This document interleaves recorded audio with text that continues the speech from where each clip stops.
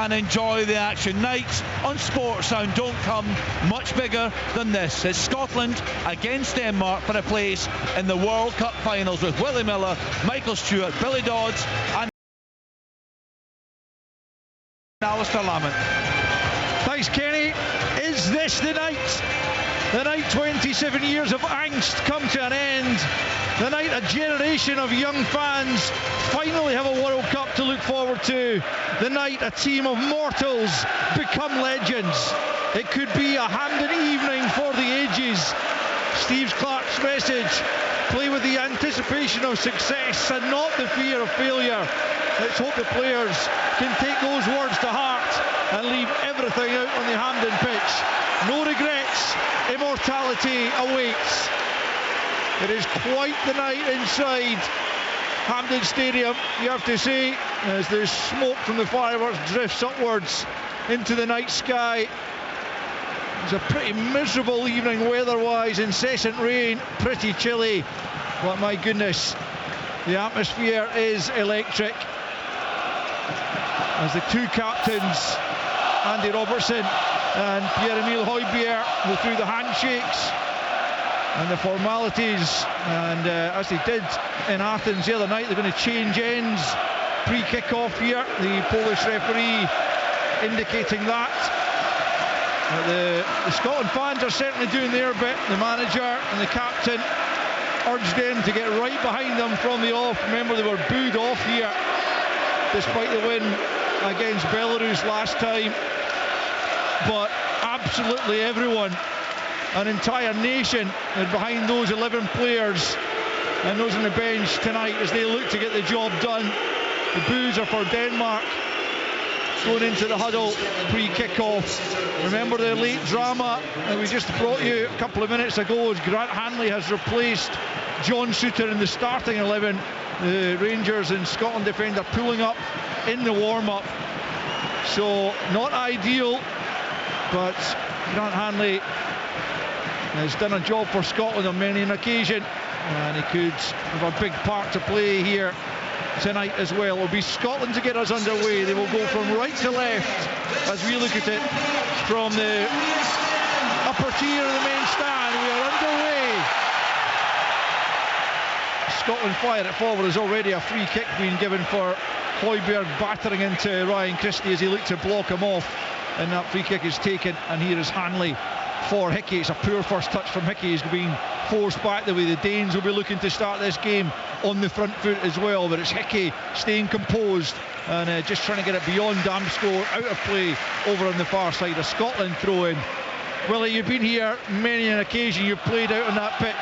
How important are these fans when they get behind the side in the way they are tonight? Well, they're vitally important. You know, they give you that extra bit of energy, and you've got to use that. You've got to use the energy that's coming from the fans to you know, produce your own performance. And as I've said on a number of occasions in this qualification campaign, I don't think there's been enough energy. You know, there's talent out there, there's no doubt about that, but I just feel that the energy's got to be right from the very start. I do feel the fans help that. Well, let's see, it's a throw into Scotland, right hand side. Hickey stealing a few yards, gets it down the line, it's high up in the air. Gannon Doak can only succeed in knocking it out of play once more, and it'll be a throw into the Danes over on the far side, to be taken by Patrick Dorgu, the left back from Man United. It's returned by Hickey in, gets Dykes for his first touch, tries to get Scotland up the park, just behind McGinn with the pass, but he keeps control of the ball. Nice little step over, and then he clips it forward, looking for the captain Andy Robertson. It'll just skid away off the turf. Robertson knew he wasn't catching that one, and it bounces behind for an early goal kick for Denmark. Early stages here, Scotland 0, Denmark 0. I've got to say, it's as loud as I've heard in a long time inside Hampden. Before the match, the build-up, start of it here, and as Willie's just talking about there, you've got to feed off of that. Denmark taking the goal kick and looking to work something there, but the flick on from Damsgaard is cut out, and Scotland can try and come forward. Ben Gannon don't putting Dorgu under pressure there, but across steps Christensen and gets it back to Schmeichel, roundly booed by 50,000 Scots. A couple of thousand Baines inside. Hampden as McTominay picks up in a decent position. Good challenge there by Højbjerg. Christie though uses his shoulder to good effect and wins it back for Scotland. And now it's Gannon Doak up against Dorgu, right hand side, tries to get it into the box. Højbjerg was in the way, but it's come back to Doak on the right hand side. Now it's into Christie on the angle of the box. Hickey advanced area, back with Christie inside the penalty area, looking to try and feed it into the middle. Claimed for a handball, but nothing really doing. It was hopeful claims from the fans, but it's Gannon Doak picking up on the right hand side of the box. Little step over, and it comes. McTominay! McTominay with the most overhead kick you will ever see in Scotland, and after the perfect start, it's Scotland 1, Denmark 0. Cometh the hour, cometh the man. Scott McTominay, that is outrageous. Honestly, what a moment. I don't think I've seen a better goal. I genuinely do not think I've seen a better goal. The height he gets, wow. With so much at stake as well, isn't it? And you're screaming for a good positive start, and they've been in contact with the Danes all over the park. But that is unbelievable. That is incredible. What a scissor kick that is. Highest order. A goal of the highest order. World class. Look at the height he gets. Wow. It's absolutely sensational, and I think Michael's description is not an exaggeration. That could well be, if not the, certainly right up there, one of the best goals just about any of us will have witnessed in the flesh. And I saw Zinedine Zidane score a volley here at Hampden Park, and that is very much up there with that. Wow, what a start for Scotland. You could not have asked for better. And it's the talisman from the last campaign, Scott McTominay, who has very much stepped up to the plate. Scotland have got to keep cool heads now, though. And Grant Hanley, I tell you, just, mentioning him there, he comes across and makes a great sliding tackle, knocked it away out for the shy, but you could see as soon as that goal went in, the manager's just telling everybody to calm down as well, because the adrenaline is going to be so high. There is an element of ride that wave, but also need to be focused and concentrated, because that is fairy tale stuff. It really is. Scott McTominay's 14th goal for his country as Denmark win possession back in a decent area. Referee says the ball was played, and here they come looking for an equaliser here. Robertson puts the foot in there. Now it's a goal kick that's been given. Oh, I had my heart in my mouth there for a second. I wasn't sure if the ball was taken cleanly there, but the referee certainly thought so. Points for a goal kick. Scotland 1, Denmark 0. He doesn't get the ball, but it's not a foul. Not a foul. Aye, but it's outrageous. It's a dive, actually. He doesn't get the ball. There's a wee bit shoulder to shoulder. There's a bit of contact, Michael, but I don't think there's enough for him to go down. Get a little replay on it. Yeah. Yes, Isaacson. Yeah, he goes down too easily, but I think the referee's handled that well. It's not a yellow card because there is contact. Looking at that replay, that is just sensational. It's sensational. I don't think we'll tire of watching that Scott McTominay overhead kick for many a year. And let's hope it is the start of something extremely special here tonight, as Gannon Doak now, who was involved in that move, attacks Dorgu down the right hand side once again. He's spun away. He's into the penalty area, gets it across goal, but it's blocked at the near post. And Ben Gannon Doak looks up for this. Scotland very much look up for this. It's incredible, isn't it? I mean, that's what's been missing in the game, Joe, isn't it? That energy, that drive, that desire. It's there for us all to see. That's why, when we're talking about this squad, this team, they haven't performed yet. My goodness, what have we gone? 6 minutes? Yeah, that is what's been missing. An overhead kick inside 2 minutes every game. We just desperately need it. But before that, Michael, it's a contact, isn't it? They're up for it. Ryan Christie shoulder barges, wins the ball back. The next wave of attack comes. Even there, you can see Gannon Doak gets the ball, wants to go and take the full-back on. Anderson feeding it into the channel. It's a good run from Hoyland. He could be in here for the equaliser. It's Hoyland against Gordon, and Gordon comes up trumps with another big save.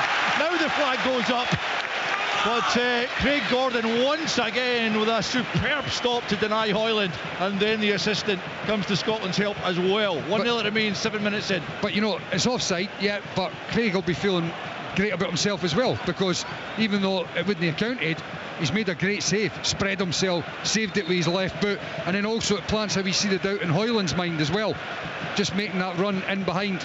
It was very tight. I'm not sure he is off. Well, that's the thing. The flag did go up, but nonetheless, that doesn't necessarily mean it was offside. And if it had ended up in the back of the net, then of that's course a great save. We would have gone to VAR. And Craig reads that. You see here, left leg fully outstretched. He knows exactly where he's going. That's a brilliant save. Scott McKenna's got to be more alert though to the run in behind there. I think he got caught blindside, didn't see it coming. I thought it was offside, just offside though. Scotland have a throw-in out on the far side. 7.5 minutes in here. Look at the physicality though, you know, in terms of the aggression. Hickey right in on top, nobody's sitting off. This is what you talk about in terms of, you know, being aggressive, winning your duels. And obviously, look, scoring an early goal, and a goal of that calibre is so good for the confidence as well. But making contact with the opposition is so important too. Here's Ganondok into the area again. Dorgu gets back, goal side of him, sees it out of play. Good defending from the fullback on that occasion, and it's out for a goal kick to Denmark. We've played 8 minutes at the National Stadium, and the good news is that Scotland already have the breakthrough through a fabulous overhead kick from Scott McTominay. It's Scotland 1, Greece 0. Yeah, but not only that, Ben Ganondok is, what, 3 times already trying to go and take Dorgu on. It's a side that are obviously riding high in confidence after that start, being aggressive in their play. It's an interesting tactical battle, this one. We're seeing it from a good position up here in the gods, and when Denmark have the ball at the back, they've got 4 up against the Scotland 4 defenders. A handball given against Scotland in the midfield there. It'll be a free kick to Denmark's already taken. It's Anderson of Fulham who also missed out in that 2-2 draw against Belarus. Ignominious result for the Danes, who were booed off by the home crowd. Dykes has done well to win it. Then McGinty dragged back there by Anderson. It's a yellow card for the Fulham centre back. And there's Lyndon Dykes. You know, that for me is the other aspect of the game that Lyndon Dykes does better than anyone else. Not only is he an absolute pest and a physical nuisance higher up the park, he works his backside off and he wins so many balls. Here he is there, right in on top of them, winning the turnover, flicking in for John McGinn, and all of a sudden there's a booking for Denmark now. Andy Robertson to take a throw-in out here on the near side of Scotland left into the feet of John McGinn. He's almost at the byline trying to get the cross in. He's done well to actually dig it back for Robertson. Robertson's going to get the break of the ball. Just knocks it out of play in the end as he tried to keep it. But Scotland keeping Denmark pinned in here in these early stages. 10 minutes in, Scotland have the advantage. And the Danes, who need a draw at worst to progress automatically, are trailing. And the referee is insisting that Denmark take the throw-in from the position it went out, which was just a couple of yards away from the corner flag. So Scotland can try and keep them in this position, and McTominay's won it back, and it's been given in Denmark's favour. The referee said it came back off McTominay once more, but again it will be a throw-in in a very deep area here for the Danes in their right back position. They are stealing a couple of yards that time, and the referee lets it go. The Scotland win it once more through McTominay. Lyndon Dykes racing to try and keep that in, but it is going to roll behind for a goal kick. Let's get some early thoughts from Billy Dodds, who's just in front of us. Billy, enjoying the first 10 minutes. What do you think? I mean, I don't think I've ever witnessed anything as spectacular as that in football. I mean, we all come here tonight and want to win, and then something like that happens, and with the boys said before the game, feed off it. Well, we're doing exactly that, Al. Sure are. McTominay just hustled off the ball there. Denmark can't get it clear though. Robertson's keeping them hemmed in. Now it's played forward for Hoyland, but McTominay just sees that out of play, and it'll be a throw-in to Scotland midway inside their own half. But it has been a terrific start for the Scots. The defeat against Greece was their first in 11 World Cup qualifiers. Prior to that, it was the 2-0 defeat by Denmark out in Copenhagen 4 years ago. Remember, they came here in November of that year, and Scotland won by 2-0 to clinch a playoff place. So the prize tonight is that bit better. It's absolutely massive. Denmark looking for a third successive World Cup qualification. Scotland, as we know all too well, looking to end an almost 3-decade absence from the world football's top table. As Robertson feeds it forward up towards Dykes, who will challenge for that one and wins it. Comes back the way, picked up there by Froholt. The referee's given a free kick in the favour of the Danes. And a little bit of the heat from the first 10 minutes is just beginning to ebb away. But Scotland in charge here, leading by a goal to nil. But Al, it shows you how important the start is to games here at Hampden in particular. And we've started too many games lacklustre. We haven't went in contact with the opposition. There hasn't been enough energy and drive, and it's simple stuff, but we haven't done it. We have tonight. Certainly have. There's Hickey winning it and then releasing Gannon Doak, who plays it beyond the first defender, but he can't quite get there before the second, and it's turned back to Kasper Schmeichel. Because you just listen to the crowd, Al. You know, we're all going on about it, but there's a reason, because you feed off of that, and then once your performance continues to be at a high level, that then gets the crowd going even more, and it just is a self-perpetuating cycle of positivity. Whereas, I was just going to say, if you're off it slightly, that anxiousness definitely feeds into the performance. Here's Dorgu into Højbjerg. Højbjerg clips it to the right hand side. It's Isaacson looking to get onto his left foot, rolls it back to the edge of the box. Højbjerg can try that all night, 20 yards, and he puts it well over Craig Gordon's crossbar. 13.5 minutes played here at Hampden. It's Scotland 1, Denmark 0. And you better believe that the Danes, when they're coming and they're hearing the noise in the ground, and they know that they've blown the possibility of automatic qualification in Copenhagen on Saturday night, they know that they're in for a tough task, and then they just witness that goal.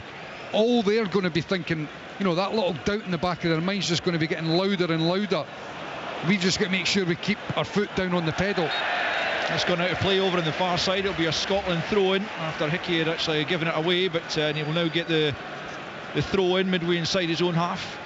Scotland's right.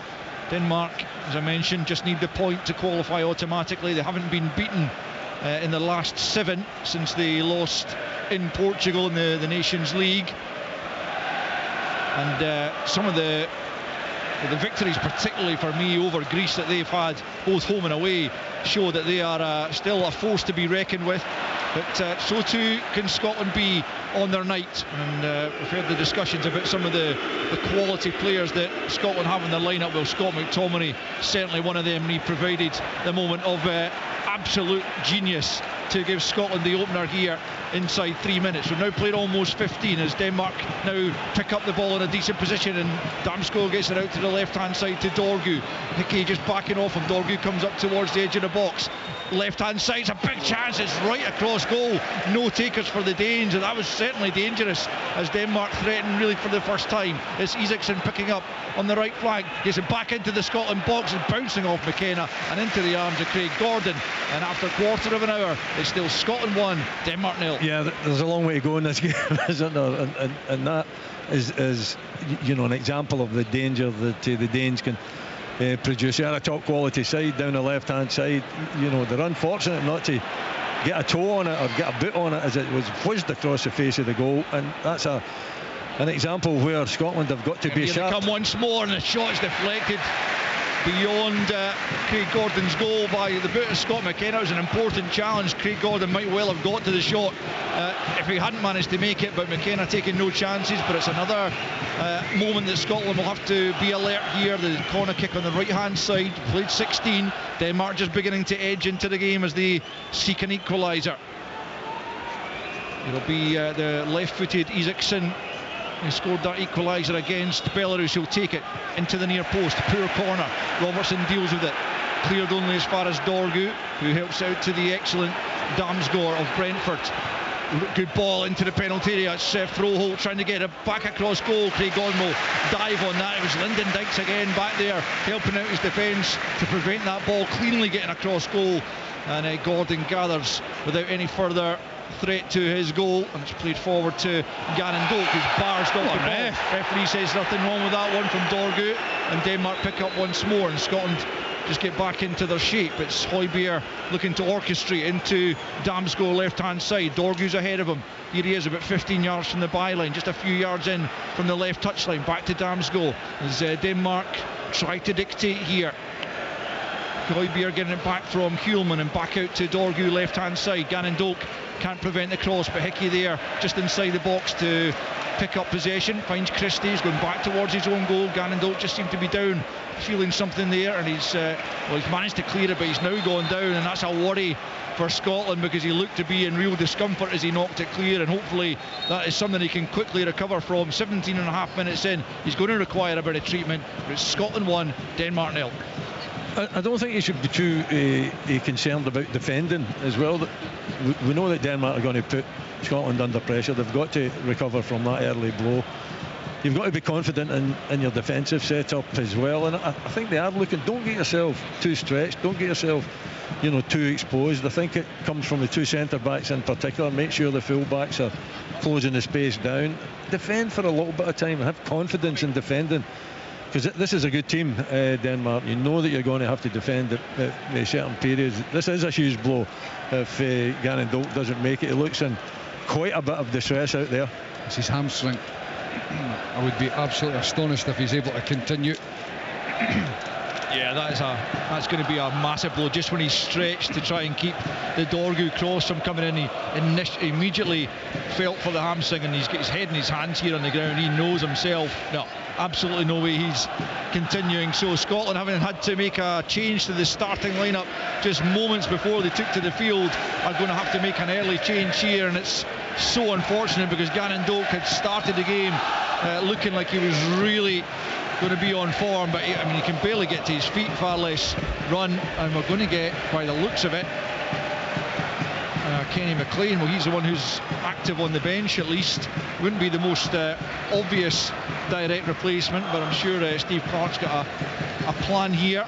But Gannon Doak, having played such an important role in the opening stages, looks like he's going to have to make way here. Team sheets. Michael is bemoaning the absence of team sheets here, and he's quite right. We don't have any official team sheets. They haven't been handed out, unfortunately. So anyway, I think we should be able to identify whoever's going to come on for Scotland, but certainly would be a help to have them to refer to. But Gannon Doak is certainly not going to play any further part, and Kenny McLean's getting stripped down there. How does he accommodate Kenny McLean then? Because that's clearly not a like-for-like change. I think you just put him in the midfield, don't you? And you ask Christie in a wide area. Yeah. That's probably the most simplest way, and I think that's probably the only way looking at the subs. Managed to get them noted down a little bit earlier, but that would be the change that I would have thought that Steve Clarke will make. Huge blow though, absolute huge blow. He looked as though he was on fire actually, a number of occasions down that right hand side. They tested the full back, so that's one of the weapons off, and Kenny McLean comes on, so perhaps a slightly different approach to the game. Yeah, well, as Michael and others have said on numerous occasions, Ben Gannon Doak is just a player who offers Scotland something they don't have from anyone else. You can hear the applause for the young man who just turned 20 last week, and very bright future ahead for him, you would think, with both the national team. But he has had problems with injuries. He missed most of last season, certainly the second part of last season, injured. And so on comes Kenny McLean to replace him after just over 20 minutes. But it's a blow, certainly, as was the loss of John Souttar in the warm-up. Denmark have got his back underway, but it's 1-0 Scotland.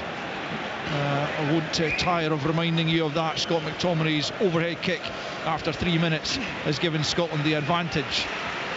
It's a big blow though, because we've spoken at length over the last couple of years about the importance of pace in the team. When you lose Gannon Doak, there isn't any really. Here's Isaacson up against Robertson, right hand side for Denmark, twisting one way and then the other, and it comes back to Christensen into the box. McKenna flashes it across the penalty area with his head and out to Dorgu, but Denmark just having the better of it just for the moment, as Dorgu comes down that left hand side. He's back the way to Hjulman, and now Christensen gets it back once more from Hjulman of Sporting Club. Back to Anderson. Scotland just need to try and regain a little bit of the impetus as Denmark creep forward once more. It's Isaacson up against Robertson. He takes him on the outside, and there's another brilliant bit of covering from McKenna to stop the ball coming in at the near post. Denmark they'll pick up once more. Højbjerg flips it in. It looks like a push. It's into the back of the net.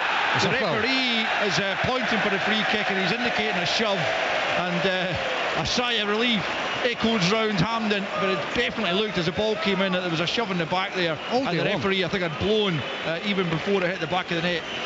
Rasmus Højlund has got a face of pure anguish and astonishment, and I'm not really sure why, because it was a blatant shove on Hickey at the back post, 2 hands in his back, and he goes under the ball. Aaron Hickey's not going to miss the ball if Højlund doesn't shove him.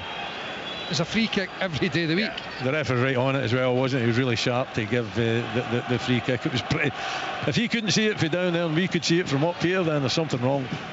So still 1-0 Scotland midway through the first half as Dykes tries to get Scotland up the park. They've just lost a little bit of the early rhythm they had, but McTominay has it. He's surrounded here by Denmark players. He's lost it to Højbjerg. They too can mix it physically, but Robertson's pinched it back, feeds it forward looking for Dykes. It's knocked away by Anderson, but you heard Brian Reamer saying that he anticipated a physical game from Scotland. Well, certainly Denmark have got players in there who can put themselves about as well, but that is good play from Christie for Dykes. Now it's him again, just outside the box, left hand side, teases it back in. He's looking for McTominay, who was the only player in there. It's over his head and taken by Kasper Schmeichel, who doesn't seem overly popular with the Hampden crowd here. 1-0 Scotland though it remains after 23.5 minutes. He doesn't, does he? But yeah, John McGinn just overhitting it a little bit. You could see what he was trying to do with the little clip into the box, but the weight was too much. The pass had too much on it. Here Denmark come forward looking for Isaacson, who looks to be their out ball down the right hand side. Robertson sticking with him. He's right at the corner flag here. Isaacson, he kept that in. No, he hasn't. Assistant's right there with Isaacson, and says that's out for a throw into Scotland, which Andy Robertson will gratefully accept, at having had to deal with Kostas Karetsas on Saturday night, and now having to deal with Isaacson of Lazio. He's got his hands full, the Scotland captain, whose next appearance will take him level in second place in the all-time list with Jim Leighton. Here's Christie picking up, knocks it back away for Hickey, midway inside his own half, right hand side. Not too much support out there, he'll have to come back infield. In fact, he goes all the way back to Craig Gordon, who knocks it up to the halfway line. Dykes beaten in the jump, but it'll break for McGinn. The referee says he didn't like the way Dykes challenged for it, and he gives Denmark the free kick on the halfway line. It's Scotland 1, Denmark 0. We've got 20 minutes of the first half remaining. It's a lightning start from Scotland. A little bit of that energy has just dropped out of it, but perhaps naturally just trying to settle things a bit more. But Denmark certainly looking dangerous when they come forward. They've got effectively 4 in the attack when they do that. But it's Højbjerg playing it back to Anderson on the halfway line. Scotland content to let them have it here as Damsgaard gets out to Dorgu left hand side. Now Højlund back to Højbjerg, and now Hjulman into Christensen the right back. Brings it out to this right hand side once more to Isaacson. McGinn's with him this time. Back to Christensen the right back, and in field to Højbjerg, who's dictating things in the middle of the park for Denmark. It's a good challenge from Robertson on Isaacson to come away with possession. Plays it into him again. It wasn't the best ball perhaps. Højbjerg nicks it from him. Forward for Damsgaard, right hand side of the box. McKenna with him. Robertson gets back on the cover. Denmark still have it. It's Christensen into Hjulman. Hjulman 25 yards from goal. Allowed time to measure the cross. Scotland half deal with it. Then Robertson helps it on, but Scotland need to get themselves back up the park and threatening Denmark once more, because they can't play with our backs to goal all game, because the likes of Højbjerg, who's trying to test Craig Gordon there, will cause them problems, but it's behind for a corner. That last phase when Andy Robertson does brilliantly to defend, then he wins the ball. It shows you how much Ben Gannon not being in the team is a huge negative effect in the team, because everybody's deep. You don't have an out ball. All of a sudden he's trying to play and force one in the middle, and you get a turnover 30 yards from goal. Here's a corner, left hand side crowd. It's a good one. A glancing header's not too far away. It came off a Scotland head. and it's behind for another corner. That could have gone absolutely anywhere as it came off the head of Robertson at the near post, and fortunately for him and the rest of the country, it goes behind for another corner. But Scotland rather treading on thin ice here as Denmark push for an equaliser. 27 minutes in, another corner, this time right hand side. Isaacson curls it in, it's a deep one this time. It's headed towards goal by Hoyland, but he's annoyed with himself that he couldn't get it on target. Should do better. A yard or so wide. Scotland 1, Denmark 0. He should do a lot better, because he steps onto it unmarked. You know, you've got all the boys along the edge of the 6-yard box, zonal marking. You've got a few others that are trying to block, but Hoyland, nobody was on him, and he gets in front of Scott McKenna. That's a free header, isn't there? Yeah.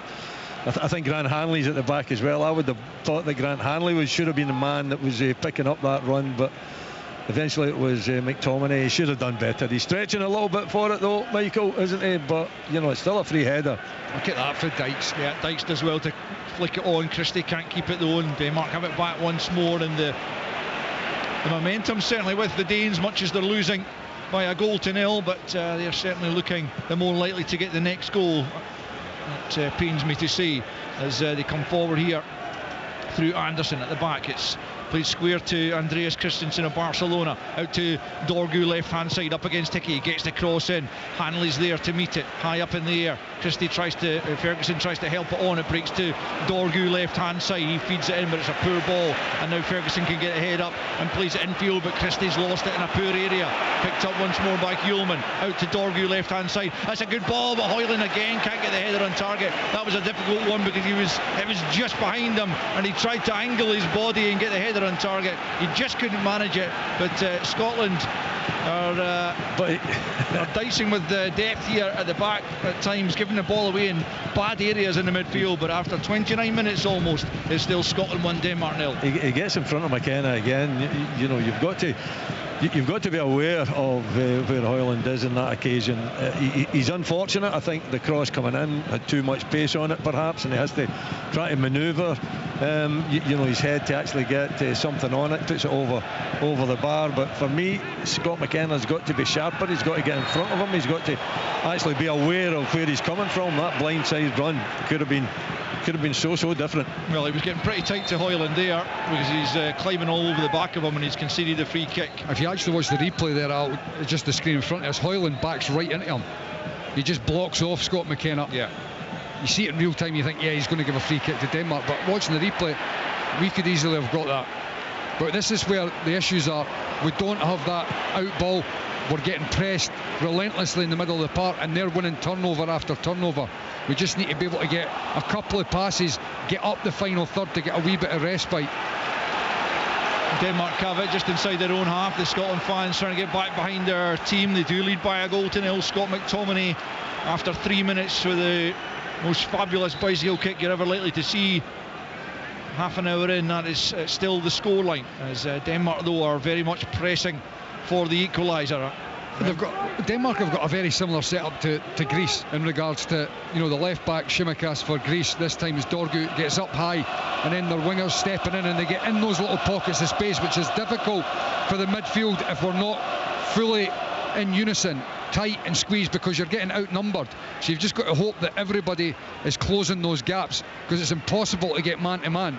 Højbjerg pings it out to the right hand side for Isaacson. He tries to head it into the area. It might have been better trying to bring that down as Robertson intercepts. Then McGinn goes down, and as Christensen complains that it wasn't a foul, the referee disagrees, gives a free kick to Scotland deep in their own area, and they will gladly take this moment of respite, because they have been on the back foot for the last maybe 15-20 minutes now, it feels, having started the game so well. Billy Dodds watching the game just in the seats beneath us, certainly edging in the Danes' favour. What does Scotland need to do to change that, do you think? As Mikey said, maybe just make 2 or 3 passes, even in areas that are not going to hurt Denmark, but they've settled. They are desperate now. They look so dangerous, the way they move the ball, the way they get into pockets, the way their crosses flashing in, and it looks a matter of time, and we'll do brilliantly to get through this full match without losing a goal. Yeah, it kind of has that feeling at the moment, as Denmark have possession once more. It's Højbjerg who really is pulling the strings at the moment in the midfield. Marseille midfielder. Here he is once more, getting it back to Anderson, just moving the ball really nice and quickly. Now it's into Damsgaard in a good area. Ferguson dives in to try and win it, and he does so brilliantly. That was a really good, it was a last ditch tackle he made to prevent Damsgaard getting the shot off, and then McTominay's been fouled here, and the referee brings it back to the delight of the home fans, and Scotland get a free kick, still midway inside their own half, but will take anything just at the moment as Ferguson kicks it quickly out to Hickey, who's in a bit of space right hand side, and all of a sudden Scotland have bodies forward. Out to the right to Christie it goes, up against Dorgu, onto the left foot, sends it into the box, just Dykes can't quite get there. Scotland will pick up once more though. Christie again. This is where just a couple of passes start to try and get a touch of the ball again, just to feel like you're in the game, because it's definitely drifted away for the last 10 minutes or so. McTominay on the halfway line goes back to McKenna, and Scotland content to just do that, to keep the ball, to pass it around a little bit. Hanley now, he'll go a bit longer and look for Dykes to chase it, but there's no way he's getting on the end of that. And Schmeichel, I can't quite remember what Schmeichel's done to offend everyone to this degree, but he's certainly getting the treatment from the home fans. This is where the likes of Billy Gilmore's missed massively, because he takes the ball everywhere and just relieves that bit of pressure. When you're needing to retain the ball, he'll take it, he'll get that little pass in to start a little phase of play. It's clipped up towards Hoyland, but Hanley wins that one. Back comes McLean in there, and then Hickey comes forward, but he's run into trouble and he's lost it, and it's Dorgu picking up left hand side. Back it goes to Hjulman about 30 yards from goal. He's going to take it on, and again you can hear from the reaction of the Tartan Army that has gone well off target, and well, signs of frustration from the Danes. It's not quite coming off for them as much as they're seeing a lot of the ball in decent attacking areas. They haven't really been able to trouble Craig Gordon as yet. Long may that continue. Just over 11 minutes till the interval, plus a bit of added on time for the injury to Ben Gannon Doak. Still Scotland 1, Denmark 0. You're listening to one of the biggest nights we've had on Sports Sound for a long time. We've got to be braver and actually play the ball. You know, we can't keep just turning the ball over like that. We need to actually get the ball to the players' feet, make that first pass, because otherwise it just starts every next attack for Denmark.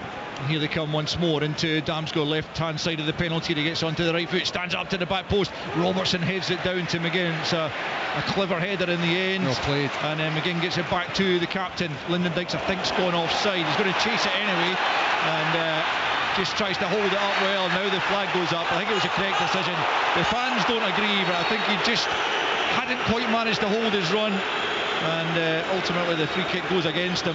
It's just timing of it though, isn't it?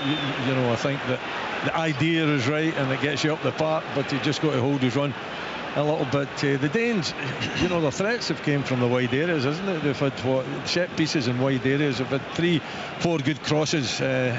So far I think Scotland are dealing with it reasonably well through the middle, but when they get in behind, you know, I feel Scott McKenna in particular, a couple of occasions losing his man, and you know, Danes getting a header. Thankfully nothing too dangerous from it, nothing too terminal from it. Their movement's good, Denmark, though. You know, you've got the two in behind, Freuchel and Damsgaard, who are just in those little pockets of space in behind Rasmus Højlund. The Danes have it on the halfway line through Joachim Andersen, and now it's Rasmus Christensen. That's another good interception from Ferguson, and they're putting out fires, and now McGinn's taking it beyond the first man and then plays it early, looking for Christie, who can't quite get across to win that. Andreas Christensen was on the cover and he plays it to Anderson, but it was good thinking from McGinn.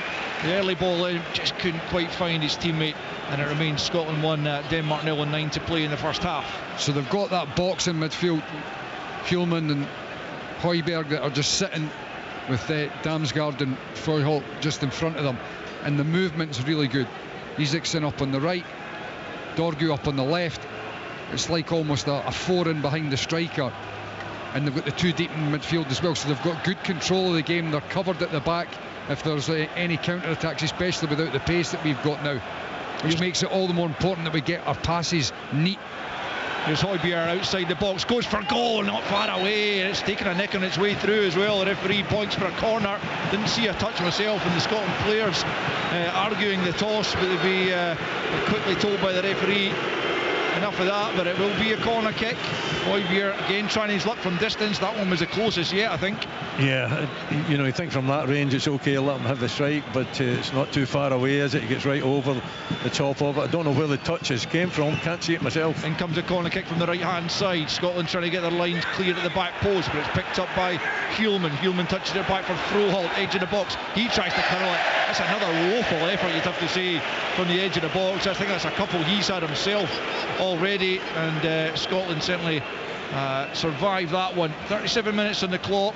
Scotland lead by a goal to nil. What they would give for a second here, but it's not looked like just get in to the time. You got to get up the time park. You got to go up the park before you can get a second. Indeed. I think it's a struggle just now for Scotland. Need control. They don't have control of it. You know, get into half time. You know, that's the key at the moment. See out this little bit of phase of pressure. Get in 1-0 up at half time. Just calm things down and get reset. Goal kick taken by Gordon, flicked on by the goal scorer Scott McTominay. His second of the campaign. Back to Schmeichel it goes. He clips it out to the left hand side to Dorgu, quickly closed down by Christie. McLean's also in there trying to win it, but Christensen gets there just ahead of him, and then Højbjerg turns it back to his goalkeeper, who fires it down the left hand side. Looking for Højlund. He's got Hanley for company. Hanley gets the better of him on that occasion and knocks it back to Craig Gordon just at the edge of his box. Back with Hanley once more. Remember, he was a late inclusion for John Souttar, get injured in the warm-up. We've got to just get the first pass, you know, for Grant Hanley there. The likes of Lewis Ferguson and that, he's got to demand the ball, because we're just playing those longer passes and it's just giving the Danes the ball back. We've got to take the ball in midfield.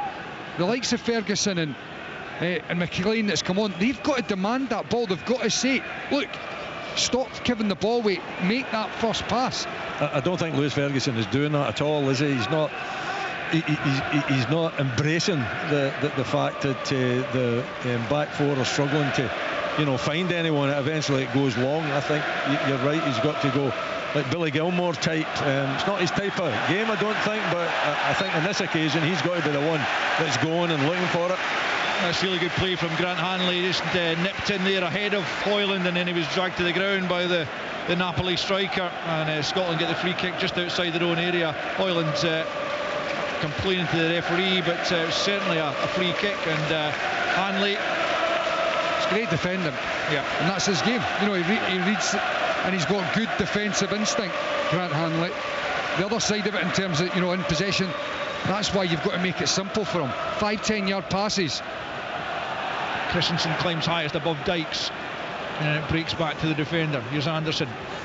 Anderson back to Christensen once more. That's almost a short pass back. Schmeichel's on his toes to get there before kicking McLean. Lyndon Dykes looking to close down Christensen as well. The whole team's got to get right up there. That's the trigger.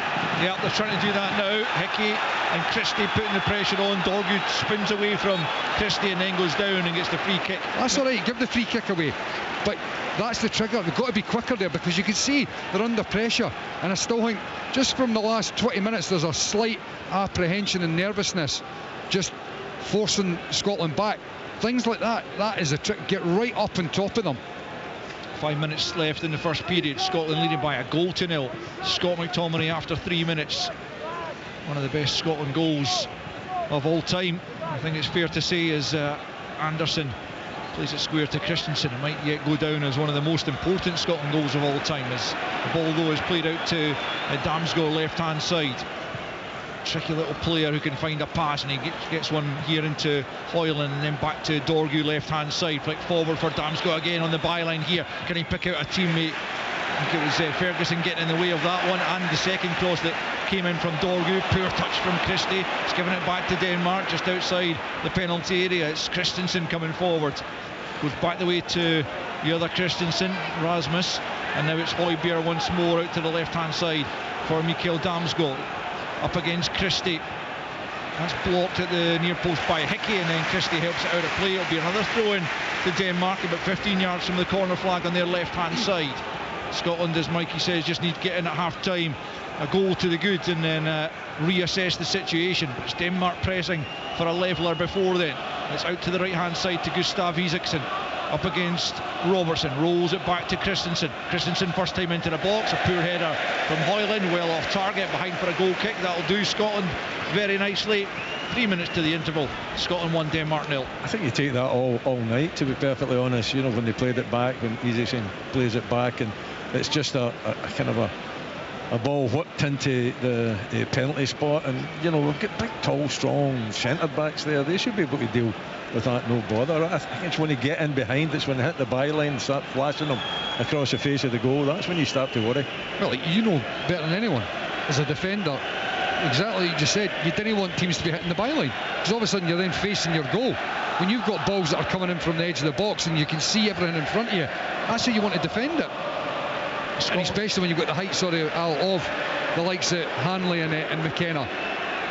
Scotland almost nicking the ball back in the middle of the park there, but Denmark just managed to force it back to Schmeichel, but still the ball is in the Danes' defensive third. Back to Schmeichel once more. Go on.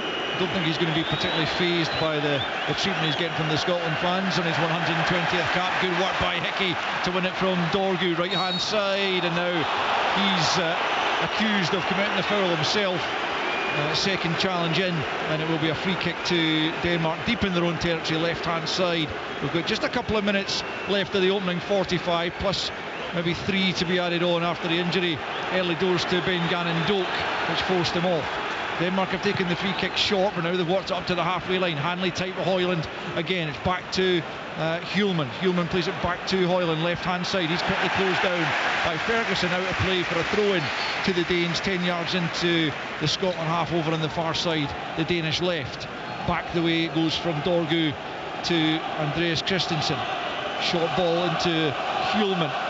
The Scotland fans looking to help their team get into the dressing room with a goal advantage at the interval. It's Højbjerg, though, the Danish captain, picking up once more in the middle of the park and getting it out to Isaacson, right hand side. Back to Christensen and into Højbjerg once more. Ferguson with him. Ferguson's covering a lot of ground, blocking a lot of passes and crosses as Andreas Christensen gets it back into Højbjerg. He tries one round the corner for Froholt, but that's cut out, and Scotland get up the park. Dykes will go and put a bit of pressure here on Anderson. Christensen's lost it to him again. Oh, he's brought to the ground. Now Christensen is yellow carded. There was just had a little flash in my mind that it was him that was booked earlier, but it was actually Anderson. But that's a clear yellow. But actually, I mean, you talk about good yellows to take for the team. That was probably one for Christensen, because he got himself around almighty Frankel. Yeah, but it's the pressure that Scotland put on there. You know, it's a simple ball at the park to clear the lines from Scott McKenna. Rather than trying to, you know, force the issue, they just clear the lines. Lyndon Dykes gets up on top. John McGinn gets up behind him. Christensen panics, and all of a sudden it's John McGinn running through and goal, and you're right, he has to take him down. It's a yellow card that he's going to have to take for the team. Scotland with a free kick. Andy Robertson to the back post. What's the referee seen here? It's a free kick to Denmark inside their own penalty area for presumably a bit of pulling and pushing.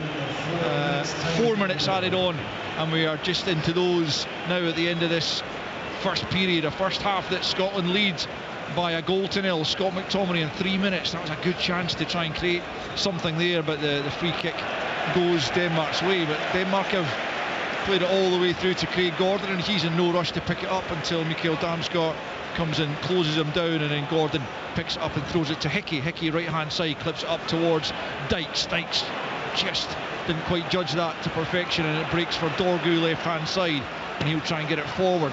Denmark looking for an equaliser before the interval. Back the way it goes to Schmeichel. It's a good press, though. You know, I think Ryan Christie doing a really good job out on the right hand side there, working extremely hard. Kenny McLean just behind him, and actually Lewis Ferguson pushing you know, a little bit further forward than what he normally does, which I think is required. Of course, you need the back four to push up as well. Here's Joachim Andersen, plays it square to Andreas Christensen, into the midfield that goes to Hjulman, and out to Højbjerg, the captain, just inside his own half. Comes back in towards the centre circle, looking for a pass forward to try and put the Scots under pressure. He puts it out to the left hand side to Dorgu. Dorgu tries to get it into the box, but Hickey's in the way. Dorgu gets possession once more. It comes off Ferguson there, out for a throw-in over on the far side, quickly taken by Dorgu, who gets it back from Højbjerg, now into the feet of Hjulman, midway inside the Scotland half. Square here for Anderson. Denmark very high up the park here, into Froholt, just inside the area. Right hand side is Isaacson. Can he stand up towards the back post? It comes off McTominay. Isaacson will pick up almost in the touchline here on the right hand side. Rolls it back to Anderson, midway inside the Scotland half again.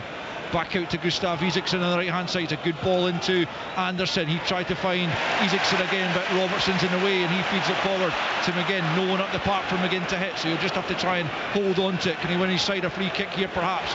Tries to go down, but he's waved to his feet by the referee as Hjulman made the challenge. He's certainly looking for a free kick, and you can understand the Polish referee. Well, I've got to be honest, I'm watching the replay there and they didn't get the ball. I think it's Hjulman that eventually catches him there. This time a free kick is awarded, but it's gone to Denmark. It's quickly taken as they come forward here midway inside the Scots half. Dykes is the furthest player forward for Scotland, and he's only about 35 yards from his goal line as Isaacson gets the better of Robertson. Right hand side, cuts back onto his left foot. Denmark looking for a leveller in injury time here. His back is deflected, and it's going to be another Denmark corner. It was Andreas Christensen who was forward. Kenny McLean, brilliant. 22 yards out, taking the shot on, but McLean is quickly out to get the deflection and the block that takes it behind for a corner. We've played almost 3 minutes of the 4 to be added on. Scotland need to see this little bit of pressure out. Corner kick from the right hand side. Isaacson teases it in. Scotland get the first contact on it. Froholt tries to keep it alive. Hickey though gets more distance on it second time around. Dorgu picks up. Scotland still sitting very deep as they look to get to half time. A goal up. It's Dorgu left hand side up against Hickey. Low ball in. Scotland get it half clear. McTominay picks up. There he goes down, and that'll be a free kick to Scotland. And surely now they're able to get themselves in at the interval with the scoreline. Scotland 1, Denmark 0. Yeah, everybody's so deep. They're obviously just trying to protect what they've got till half time, but they were also deep and so narrow because they allowed Dorgu out in the wide area to just get up towards the edge of the box without any real pressure, and eventually managed to slide across and try to get a block. But yeah, that free kick on Scott McTominay was very welcome, just to try and see out the half. There's 15 seconds or so left then of stoppage time as Craig Gordon, left-footed, knocks it away down the right-hand side for Scotland. Dykes can't bring it under control and goes Kenny McLean, and there is the half-time whistle, and the Scotland fans rise in appreciation, not least of that Scott McTominay goal after just 3 minutes. The overhead kick, the ball came in from the right hand side, plenty of height on it. Scott McTominay with his back to goal, acrobatically got up to an incredible height and Hitch kicked it beyond Kasper Schmeichel, who dived away to his right hand side, couldn't keep it from going into the back of the net. Denmark, to be fair, responded well, but they have not, in all honesty, been able to really trouble Craig Gordon. Have had shots from distance, and Højlund's passed up a couple of chances, but in reality, although Denmark have dominated possession and attacking territory, they haven't been able to muster anything of note. Still 45 to come, but Scotland are halfway there, halfway to getting the job done. It's Scotland 1, Denmark 0. Scotland in the World Cup qualifiers. Goal Scotland! Live on Sports Sound. From BBC Radio Scotland. Explorer, writer and naturalist, not naturist, Steve Backshall. How you doing, Steve? Occasionally I moonlight at both. The Saturday Show with Amy Irons and Stephen Mill. I'm hearing a lot about hippos. Hippos are grumpy, territorial and just unpredictable. This sounds like Stephen. Went to shake this woman's hand, said, when I say my hand was hanging in the air for about 25 seconds and she never shook my hand, I actually had to say, sorry, I'm going for the handshake. Listen to The Saturday Show, Saturday at 9 a.m. on BBC Radio Scotland and Sounds. You're listening to Sports Sound on BBC Radio Scotland. So far, so good for the national team in this massive match here at Hampden Park. The Zed and the rain is pouring down, but that has not dampened the spirits of the full house. The Scotland fans here, joyous Billy Dodds after that incredible start. Have you ever seen a goal like it? No, to be quite honest, I mean, you have to go back to an iconic moment, Archie Gemmill probably, with his goal, but not at the start of at the start of a game. I mean, it's incredible we see how it's developed now, and to see how we got the lead, and then you're thinking, once you start getting a grip of it and moving us about, you're thinking this is going to be a long game. We will do unbelievably well, but on miracle proportions, if we keep it at 1-0 this game. We will, because they have tortured us times with their possession. Some of the opportunities I've missed.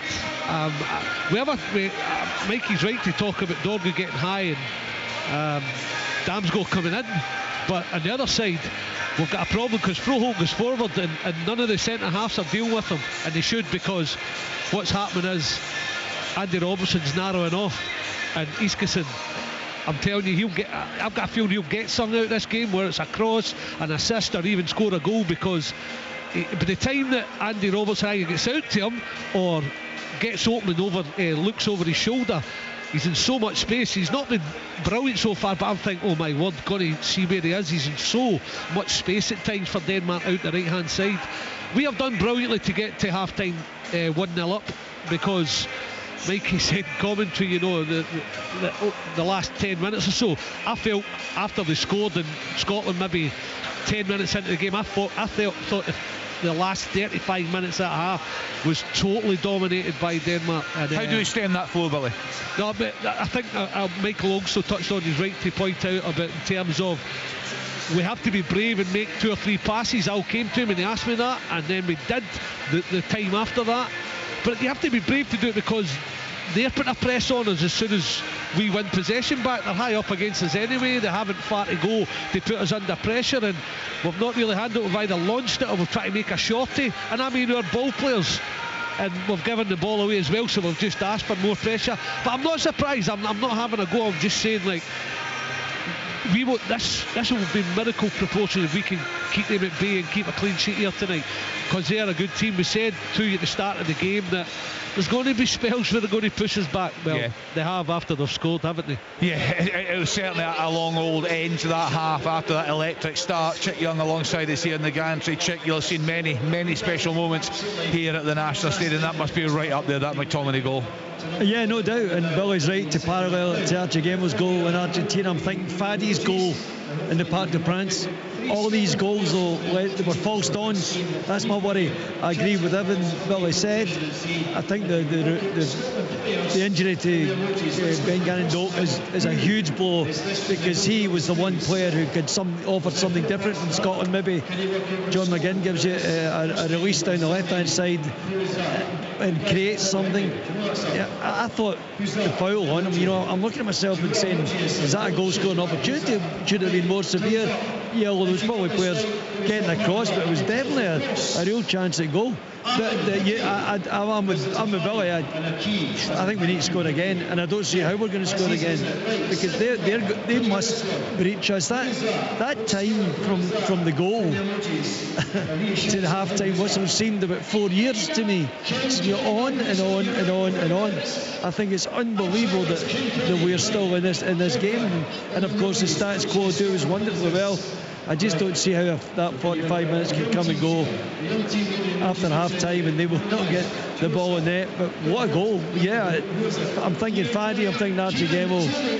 It's incredible. And I think that because we all wrote, I noticed everybody up here and our team just rose as one forward. It's amazing. The high goal, it was phenomenal. I was seeing Dennis Law in my mind's eye, you know, that kind of athleticism in the box. Wonderful. I'm just talking that early in a game for us. I mean, it looked different at the start. We were right at it, weren't we, from the start of this game tonight? Then when we score the unbelievable goal, there's a realisation here. What have we done? No, what have we done? But also, if we keep this, we've qualified. Oh no! But it was Willie and Michael pointed out in commentary, Billy, just we've not seen that. It's felt for quite a long time from the national team. That, I don't want to say passion, but that energy, that drive right from the start. All the things we all spoke about at the start of the programme, that had to be there tonight. And then we also said the crowd will feed. Well, it all happened.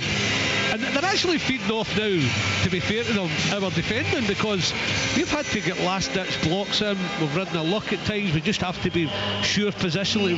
We're picked up, especially when the ball goes into wide areas. Got to make sure we're not too narrow. By the time you get there, your man's at you and he's done you. There's little things, but it's that. We also said concentration, 90 minutes is going to take that focus. Everything is played out in that half, and there's still 45 to go. I think the Dodgy, and the problem is, because they've defended well actually, and you're looking what they're doing now, and Gannon Doak gave us that release, and John McGinn's really the only option for players who can take it on and create. I mean, Michael was talking about it rightly so in the first half. Where do we go next? And then we press them in the corner, make them make mistakes. But it's a bit like the Alamo now. We're in there, we'll have to take the bullets and just see what happens next. Not one of them's not fatal. I mean, the chances they've had, the shots haven't really hit the target. And I just think Gannon Doak was offering something totally different. And you look at the bench, I think it was a surprise. Kenny McLean wasn't the but Stevie never does it what you think the obvious thing's going to be. No. So I'm thinking Kenny McLean, and I'm a big fan of Kenny McLean, but how does he fit into this?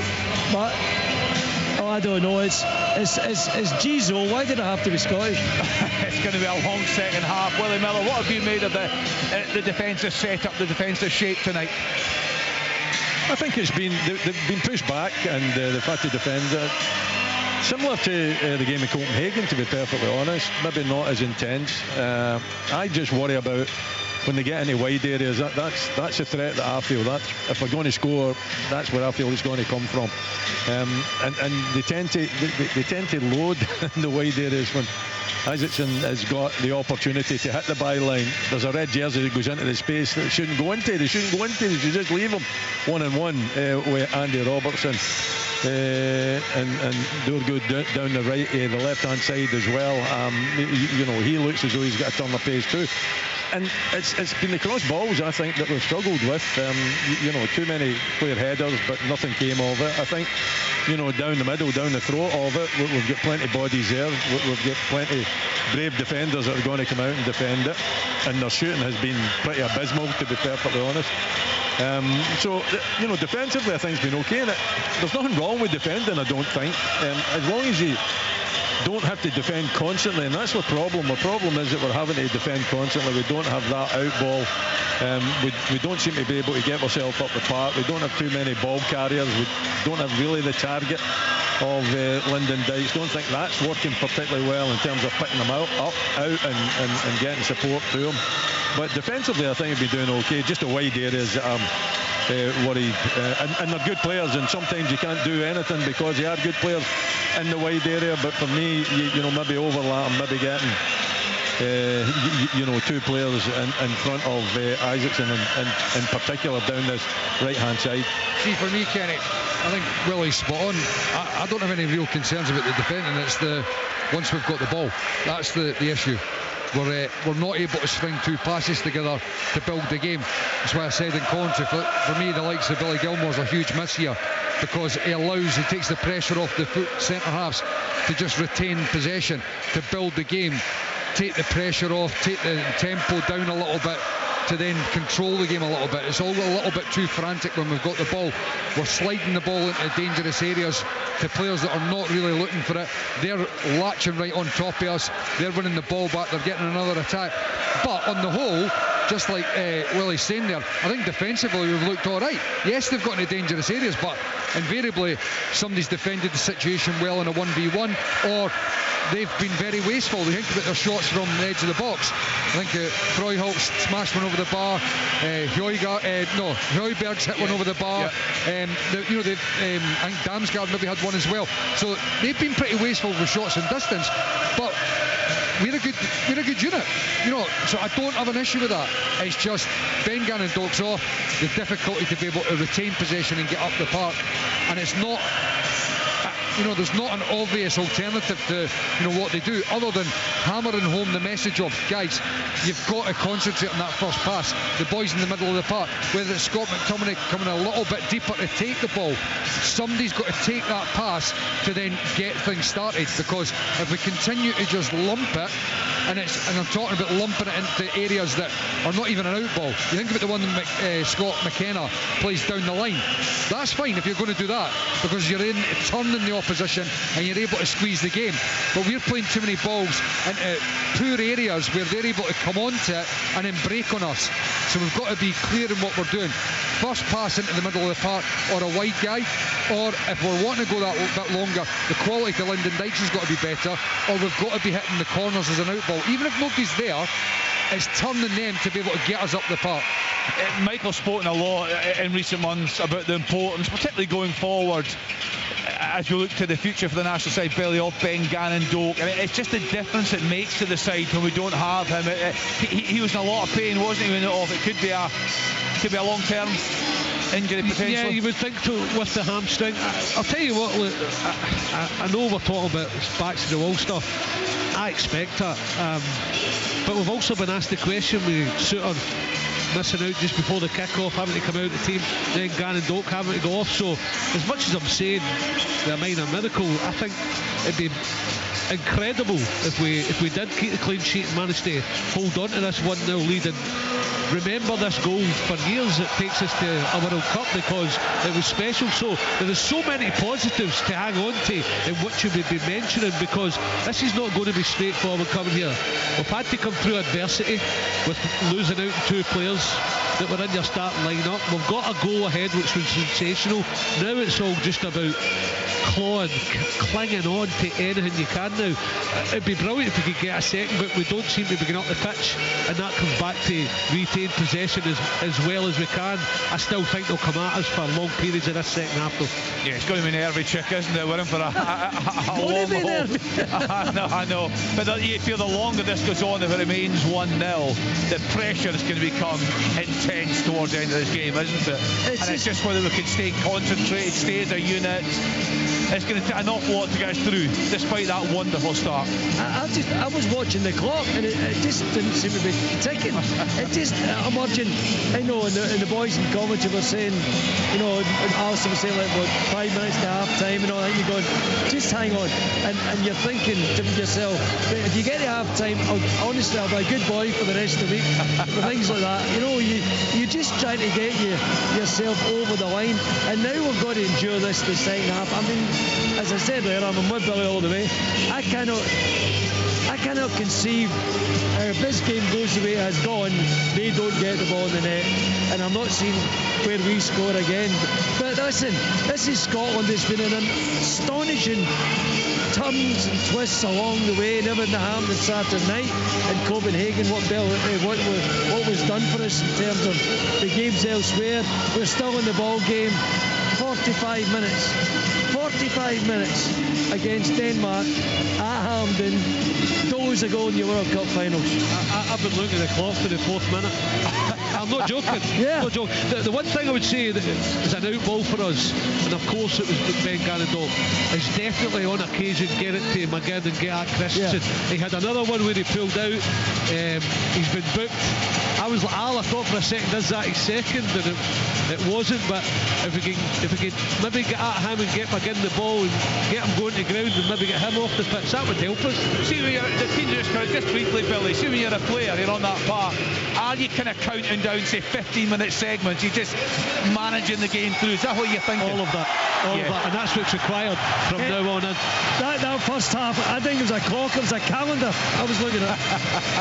Right, it's going to be great. It's going to be tense. It's going to be nervy. Let's hope at the end of this we are looking forward to taking a place at next summer's World Cup finals. What a start, what a goal from Scott McTominay. Let's hope the team can just defend here, because there's no doubt at all Denmark have got an awful lot of quality. Let's get back to our commentary team then of Willie Miller, Michael Stewart, Billy Dodds and Alistair Lamont. Thanks, Kenny. 45 minutes then to endure, and I think it is endure. I can't say I enjoyed that. Certainly enjoyed the goal, but let's see how Scotland start this second period. It'll be Denmark to get us back underway. They'll go from right to left as we look at it from the back of the main stands here at the National Stadium, as the Polish referee Simon Marciniak just waits for the instruction from the sideline, and then he blows his whistle, and we are underway once more. No further changes. Denmark haven't made any as yet. Anyway, Scotland had forced into the pre-match change when Grant Hanley replaced John Souttar, who pulled up in the warm-up, and then Ben Gannon-Doak unfortunately looked like he's tweaked a hamstring, and he has had to be replaced by Kenny McLean. So here come Denmark looking to make some inroads early in this second period, and it's Dorgu who saw a lot of the ball coming forward from left back into Damsgaard, and then Hjulman for Højbjerg, and they do move the ball nicely, and that's a good ball forward to Froholt out to the right hand side, and it's Isaacson looking to create for the first time in this second period. Christensen up in support, back to Isaacson, right hand side. Froholt makes the run down that right channel, back with Isaacson onto the left foot, rolls it into his captain Højbjerg, dominating the ball once again, the Danes, in the opening seconds of the second period. Can they create a clear-cut opportunity? It's Damsgaard over on this left-hand side up to the angle of the box, slips it forward for Dorgu. Dorgu cuts it back, and there's Ferguson, who's picked up some good positions actually, cutting out balls into dangerous areas, and he's done so once again to sweep out for a throw-in on this near side, which is quickly taken. It's Damsgaard picking up once more, plays it back into the midfield to Højbjerg. Højbjerg tries to find Højlund, and he's done so. Højlund inside the box, can he get the shot away? He can. Brilliant save! Kay Gordon down to his right, belying those 42 years as he got down so quickly to push the good strong right hand and knock the ball behind for an early Denmark corner. That's a brilliant save. Seriously, you know, you're talking about the start of the second half, not had loads to do. There's bodies in front of him. He gets plenty on it. Højlund as well. The reactions for Craig Gordon, the strong wrist, brilliant. Here's a corner, sit onto the penalty spot, comes for McGinn. McGinn just turns and thumps it upfield. Andy Robertson is herring after that. Dorgu will get there before him. Robertson's still chasing it all the way back to Schmeichel. Now he's chasing it back out to Dorgu on his left hand side, and now eventually relents and just says, can someone cover for me for a couple of minutes till I get back into position. But great desire and energy shown there by the captain. But Denmark pick up once more and will feed it forward, looking for Højlund in that right channel. Across there goes McKenna with him. It's Højlund holding up on the right hand side. He's lost out. McKenna putting enough pressure on him there, and McTominay helps him out, and now it's McGinn who is sitting in for Robertson at left back, and he is bundled to the ground. No, he's not, says the referee, and Denmark get it back once more midway inside the Scotland half. It's Hjulman coming up towards the edge of the penalty area. Now Højbjerg takes over once more and gets it back to Hjulman. Scotland get so many bodies behind it. It's difficult for the Danes to find the passes, but they've done so here on the right hand side. Isaacson plays it off. Robertson is behind for a Denmark corner. Again, they're ramping up the pressure in these early stages. I think we all agree that it's going to be difficult for Scotland to hold out for another entire 45 if the game continues to go the way it is, but it's 1-0 that remains at the moment to Scotland as the corner comes in from the right hand side, swung in to the 6-yard box. McTominay rises highest almost from the same position in which he scored the goal, back out with Isaacson, who's gone for goal himself, and that's again, as you can hear from the reaction of the crowd, way off target. And you have to say that apart from that Højlund shot just a couple of minutes ago, their final efforts have not really been up to scratch.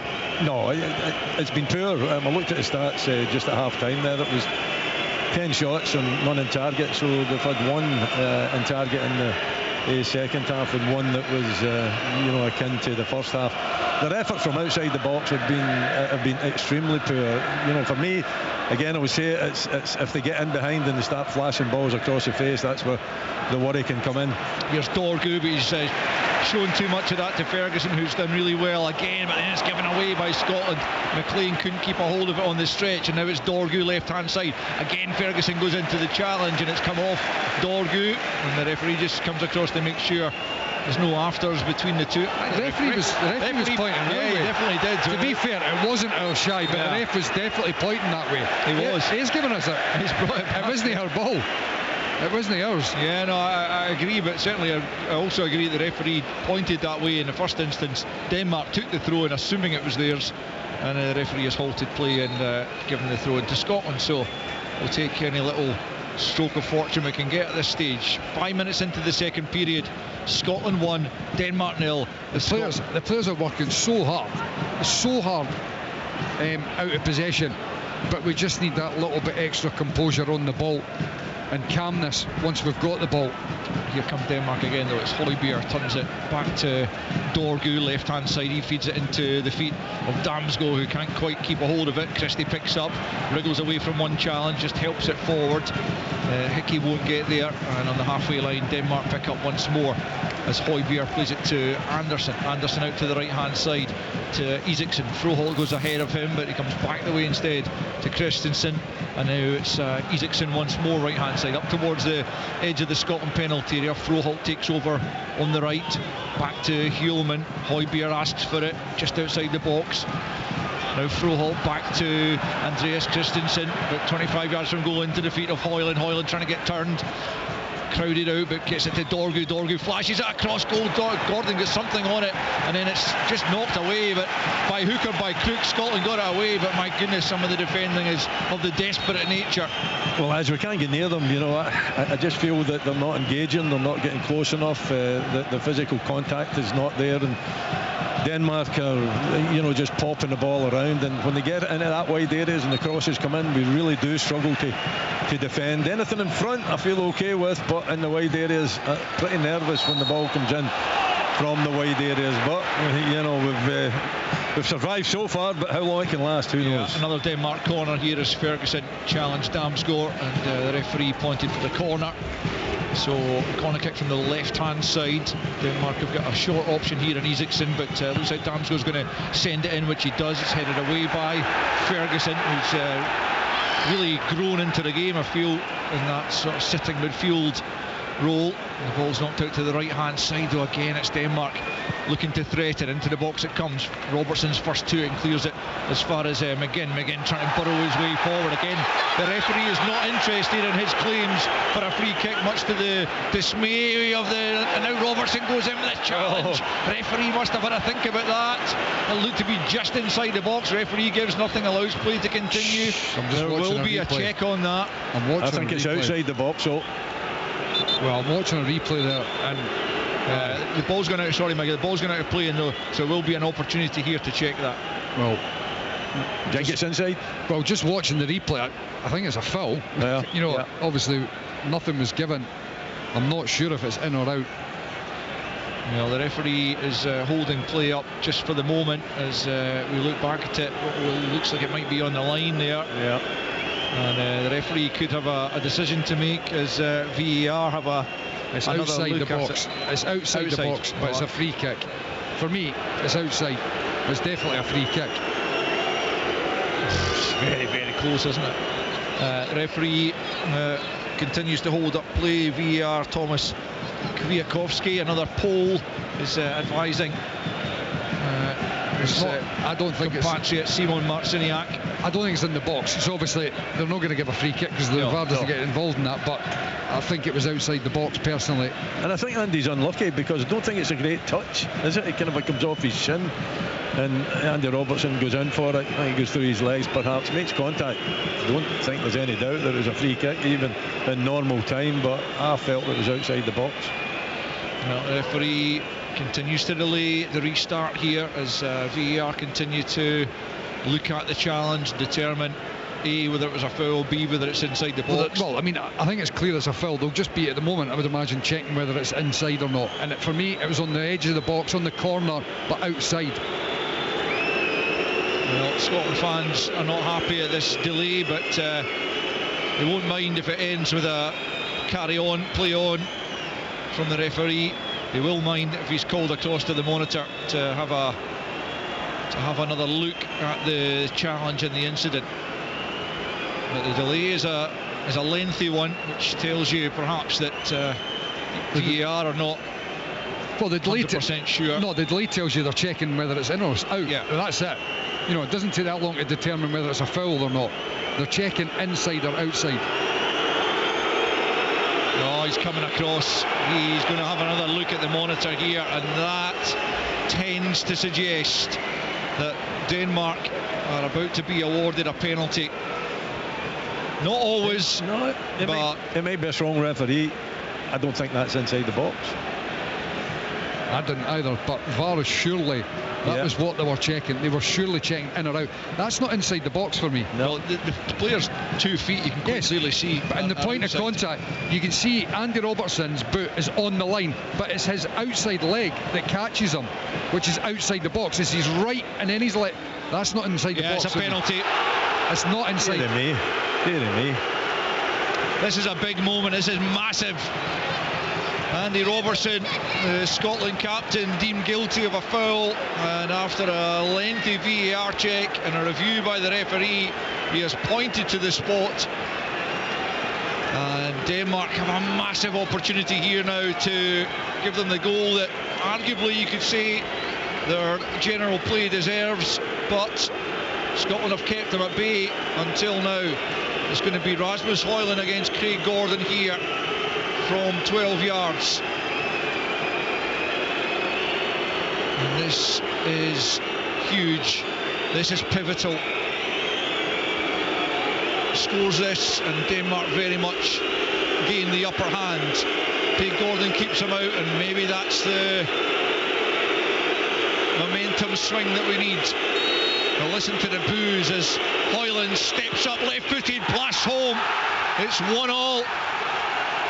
And Hampden, aside from 2,500 in red and white away to our left, is silenced as Scotland are pegged back with 11 minutes of the second half gone, and they have got it all to do again. Denmark have had the upper hand more or less from 10 minutes in or thereabouts, and they have got the goal back from the penalty spot. There will be certainly controversy over the award that will rage on and on, particularly if Scotland end up not winning this game. But Rasmus Højlund has rattled the ball past Craig Gordon to make it Scotland 1, Denmark 1. It's unstoppable, really, isn't it? Pace, the direction. Craig Gordon going the wrong way doesn't help, but at the same time, if he goes the right way, I don't think he's saving. It's a very good take, but I don't agree with the penalty decision. It didn't look, I think, from up here, and I don't think I'm being biased in any way, shape or form, but it looked as though it was outside the box, a free kick. Here comes Scotland in response. It's Christie on the right hand side of the penalty area, trying to dance round his opponent, who was Christensen, and failing to do so, and it's out for a goal kick. Scotland need to respond. Here it'll be the Danes looking to potentially kill the tempo now, having raised it in search of that equaliser, which they now have. But certainly there'll be a lot said about that VAR decision and the referee's ultimate decision if it was to prove decisive. Denmark looking to come forward here again, but Christie's won it on the halfway line, and he feeds it to Robertson. Robertson's given it away though. He'll go and chase it, but Christensen could just knock it back to Schmeichel, who clips it out to this left hand side to Dorgu. Damsgaard, it's a good ball back to Dorgu coming down that left hand side. Christie's trying to get back at him, but Dorgu's up to the penalty area and now into it. McGinn, no, tracking by Ferguson, I beg your pardon, tracking back once more and gets it forward. It's McTominay, but he's lost possession again, and here come Denmark. Scotland certainly can't afford to lose a second. Well, it's one each, then you would imagine as long as it goes, then Scotland will be able to begin to try and press, and maybe the nerves will begin to jangle for the Danes. But as it is, one apiece, just short of the hour mark, and Scotland need a goal, otherwise it's the playoff route to the World Cup. And Thursday's draw, which we're hoping to just have a passing interest in, will now come sharply into focus. But still, over half an hour to try and resolve the situation. But it's Isaacson past one, not past McGinn. I mean, McGinn plays it off him and buys his side a goal kick. Good defending from John McGinn. But Scotland need a response, and need it relatively sharply. We just hope that their attitude towards the game is that they've got the result that they want. Really, I think Isaacson down the right hand side is a real thorn on Andy Robertson's side there. He's got to show a little bit more composure than he showed on that occasion, committing himself and allowing the wide player to hit the byline. Nothing came of it, thankfully. It's a 13th international goal, incidentally, for Rasmus Højlund in just 31 games. He's 5th of this campaign. As Schmeichel picks up possession once more and plays it out to Christensen on the left-hand side, into Højbjerg, into Hjulman once more. He's put it forward to Højlund. He's given it away though, and Scotland pick up, and then McGinn goes round the corner. Now Christensen, he's got to go. He has got to go, and he's off. Christensen shown a red card. Scotland up against 10 men for the last half hour. They have got to make this count. Christensen shown a yellow for a foul on the same man in the first half. He takes McGinn down after he sprints round the corner, and he has shown a second yellow, and the fullback is off. Scotland up against 10 men. It's one apiece, but they will play against 10 for half an hour. I don't know what he's complaining about. It's blatant. He gets sucked into John McGinn playing the ball round the corner. He's got the run on him, and Christensen pulls him down. It's a yellow card. Both these yellow cards are absolute stonewallers. I think a wee bit about the game. You know, you've got the yellow card there. You go into that kind of a situation where you sell yourself completely. There's no way you're getting the ball. You're just taking the man out, and he looks bemused why he gets the second yellow. Right away, it's a second yellow, and he's off. Got to go off. So Rasmus Christensen, the right full-back of Denmark, is dismissed for a second yellow, a second booking for a foul on John McGinn. And Scotland, having been pegged back to one apiece just a few moments ago, now have a huge advantage here for half an hour. And they've got a free kick here on the left-hand side as they look to try and make it count. I'm just watching the replay. He doesn't grab the jersey, he doesn't kick out or anything like that, so I can understand why he's a little bit frustrated, but he definitely steps across John McGinn and fouls him. He's on a yellow, he's walking a tightrope. That's his problem. Here's a free kick from Robertson into the area. McTominay's up there. Referee spotted something about pushing, and he gives a free kick to Denmark. Let's bring Billy Dodds in now for his thoughts on how the second half has begun, as we see that Scotland are about to make a couple of changes. But let's get the thoughts of Billy before that. No, I just hope we can capitalise on it now that we've got ourselves into this situation. I'm definitely putting on my lottery numbers as well, because I did say about John McGinn get against Christian, try and get him sent off, and then obviously, as I said, we're still going to be careful of Iskasen in that, on that side, because mentioned it as well about by the time Andy Robertson gets narrow and then gets back out to him, he's getting left for dead, and that's what happened at the penalty kick. Whether it's a penalty or not, it's another debate, but I just hope we can capitalise now and go and win the game. Thanks, Billy. Shankland and Adams are going to come on. Scotland get the free kick over on the left hand side. Still about 10 or 15 yards inside their own half. Let's see who's going to make way. Imagine Ryan Christie is one of them, and Lyndon Dykes will be the other. So attacking changes as Steve Clark looks to try and take advantage of the man extra for half an hour. Denmark also going to make a change here in the wake of that dismissal, as Yannick Vestergaard will come on to presumably try and stiffen up the back line. But Scotland make the double change, and they are beginning to go for it. Let's see if the play reflects that. Happy with those changes, Michael? Well, it's totally sensible, getting fresh legs up top. They're down to 10 men. You want to try and put as many bodies up in those areas to try and expose the weakness that they're inevitably got. That's hence why they've just made the sub Damsgaard coming off. Yeah, that's definitely a defensive substitution, and I don't think anyone of a Scotland bent will be sorry to see Damsgaard being the one that's withdrawn. Very creative and clever player. So Scotland, can they take advantage of having a man extra? One apiece. Remember, Scotland need the victory to qualify automatically for the first World Cup since 1998. An entire generation has grown up not seeing their country at a World Cup, as Robertson feeds it in, and it's Vestergaard high up in the air, not entirely clear. In goes Adams, and he's going to be penalised for a challenge. It looked a bit soft, and I think the Return Army agree with that, but the referee crucially has given the free kick to Denmark inside their own box. 65 minutes almost on the clock. Scotland 1, Denmark want. It's good play. You know, into the striker, out into the wide area. That left-hand side, obviously, where Christensen's been sent off, that's where you want to go and exploit. You've got to try and maximise that advantage down there. Adams took it in well, he spun it out to the left-hand side for Robertson. Body's going into the box. If you keep trying to go into those areas of the park and putting balls in behind the defence, you would hope that something will come. Here come Denmark though, and Craig Gordon have to come right out of his box there and clear before. I think it was Isaacson got on the end of it, and now Højbjerg has won his side a free kick in the middle of the park. And Denmark will just be looking to slow it down as much as possible now. It'll be them, you would imagine, looking to cling on.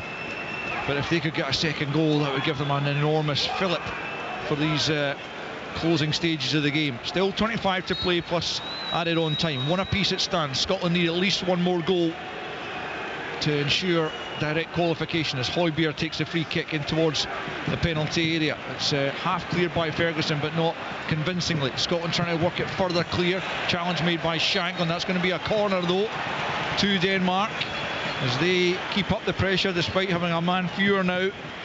They are continuing to attack in the hope of getting a second goal, which would certainly make it much more difficult for Scotland to turn their game back around. So the corner kick on the left hand side to be taken by Isaacson, the left-footed Lazio winger. There'll be an outswinger here then from the left hand side, headed away by Adams. Dorgu picks up at the edge of the box. He'll get it back out to the left to Isaacson. Isaacson dummies away from Shanklin. Back the way it comes to Hjulman. Hjulman nudges it back the way. Now Scotland trying to get themselves up the park, but Denmark still in possession. It's with the enormously experienced Højbjerg who will just try and help things keep ticking over in the middle of the park there. Hjulman back out to the right hand side. Denmark doing well to keep possession despite having a man fewer than the Scots as they try and get the ball into the box from the right hand side. Gordon thinks about coming, then leaves it. Froholt picks up possession. He's come out of the box on this left hand side, but still Scotland can't get the ball back. It's Dorgu and now Hjulman 25 yards from goal. Dorgu once more.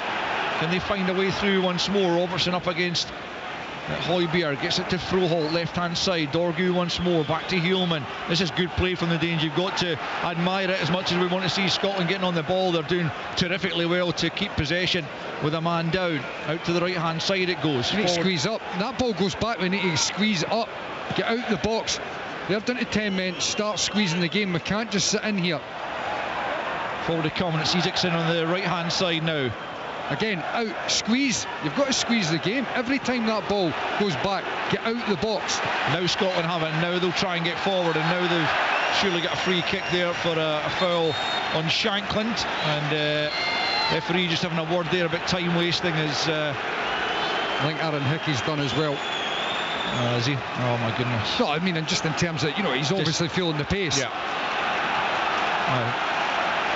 Certainly don't want another injury for him, but you would imagine he'd be struggling to make the 90 anyway, so you would imagine Anthony Ralston might come on for him. Anyway, Scotland have it just inside their own half. It's McKenna for Ferguson. McTominay now on the left hand side. Robertson makes the run ahead of him. McTominay doesn't use him though. Comes back in field.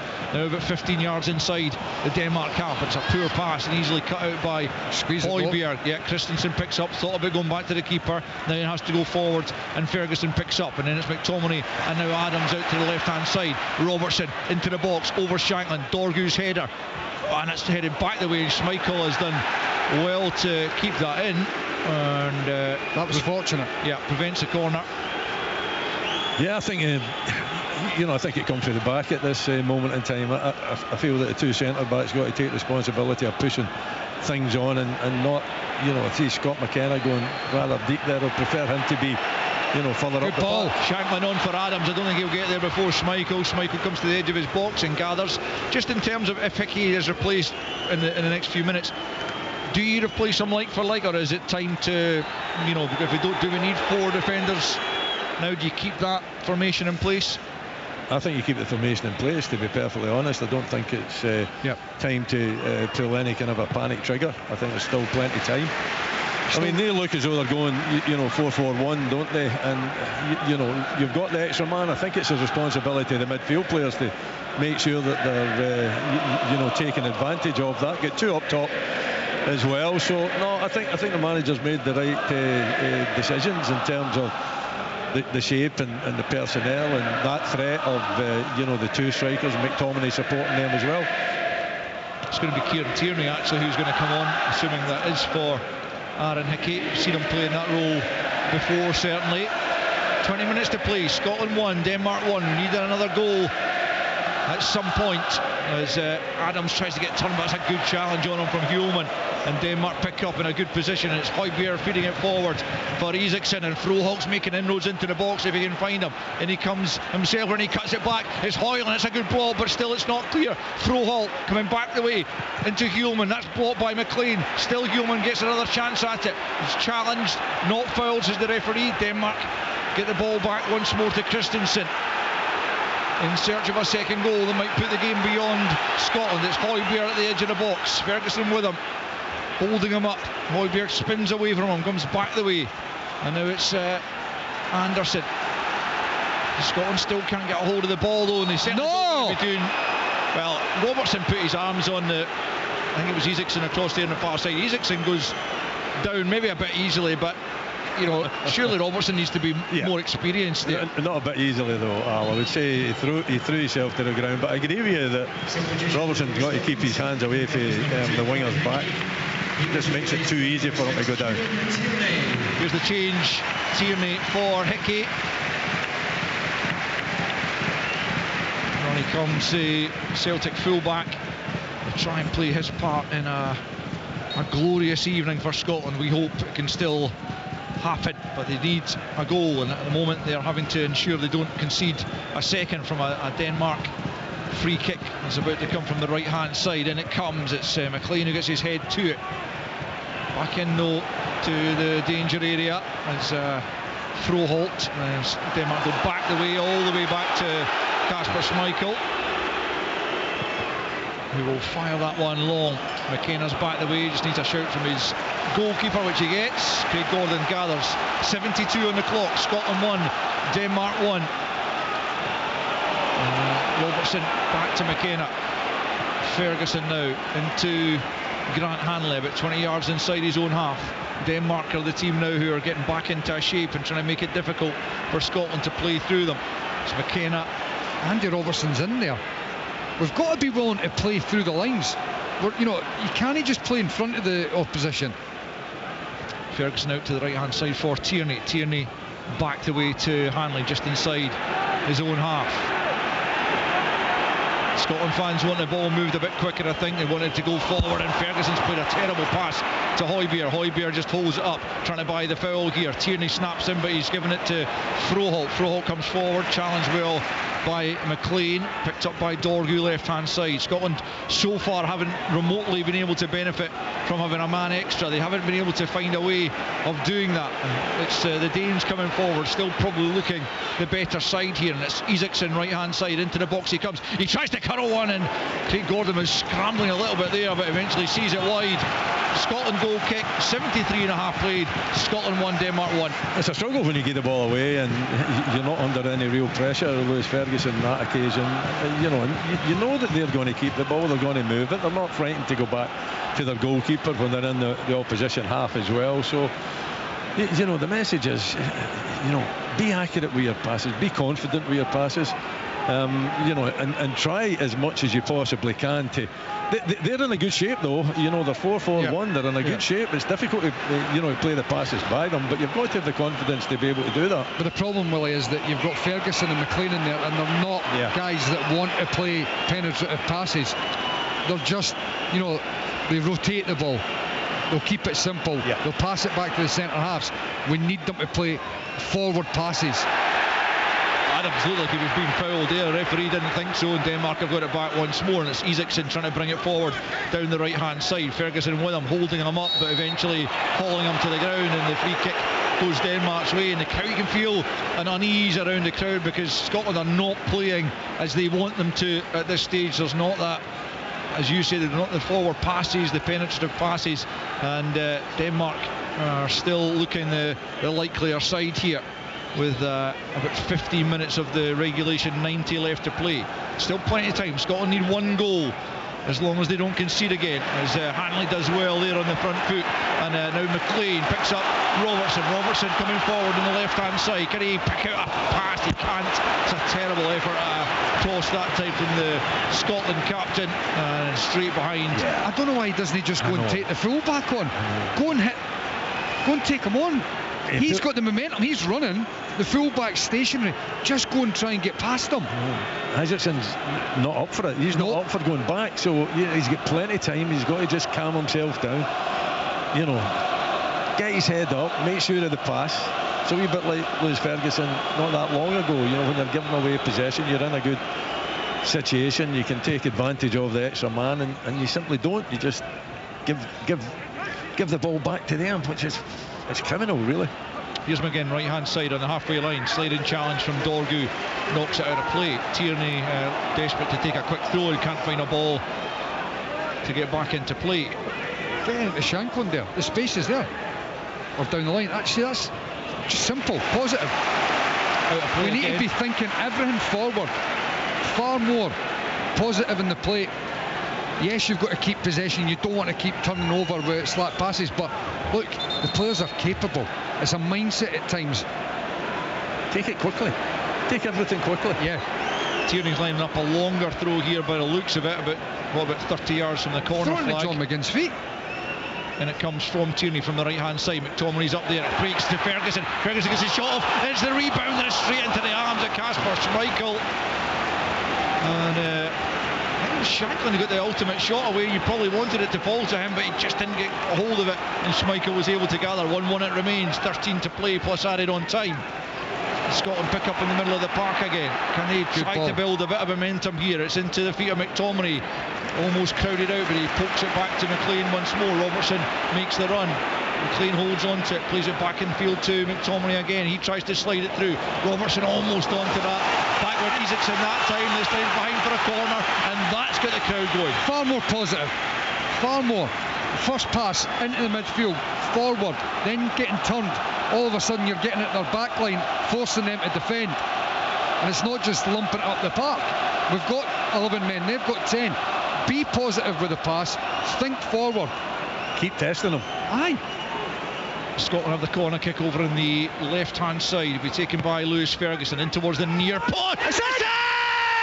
Scotland back in front! Lawrence Shankland, I think, taking the acclaim over the far side as it swung into the near post. Denmark complained there was an infringement, but the referee has pointed to the centre spot. He says it's a goal. It's Scotland 2, Denmark 1. Well, you're thinking, is it offside, is it a foul? But if Shankland gets a touch, he's onside, because one of the Danish defenders is moving back on towards the goal line. But I don't know what's happened in front of that. I don't know if there is an infringement or not. But Lawrence Shankland may well have just come out with the biggest goal of his career. There was some contact at the near post, but it's a brilliant delivery. Really difficult to defend, isn't it? It's nothing wrong with that. Nothing. He just stabs it into the net. He's left completely on his own. Nothing wrong with it. They all run out, actually. They come off the line. He's standing there in his own. Referee has pointed to the spot once again. There is absolutely nothing wrong with that. And Scotland are back in front.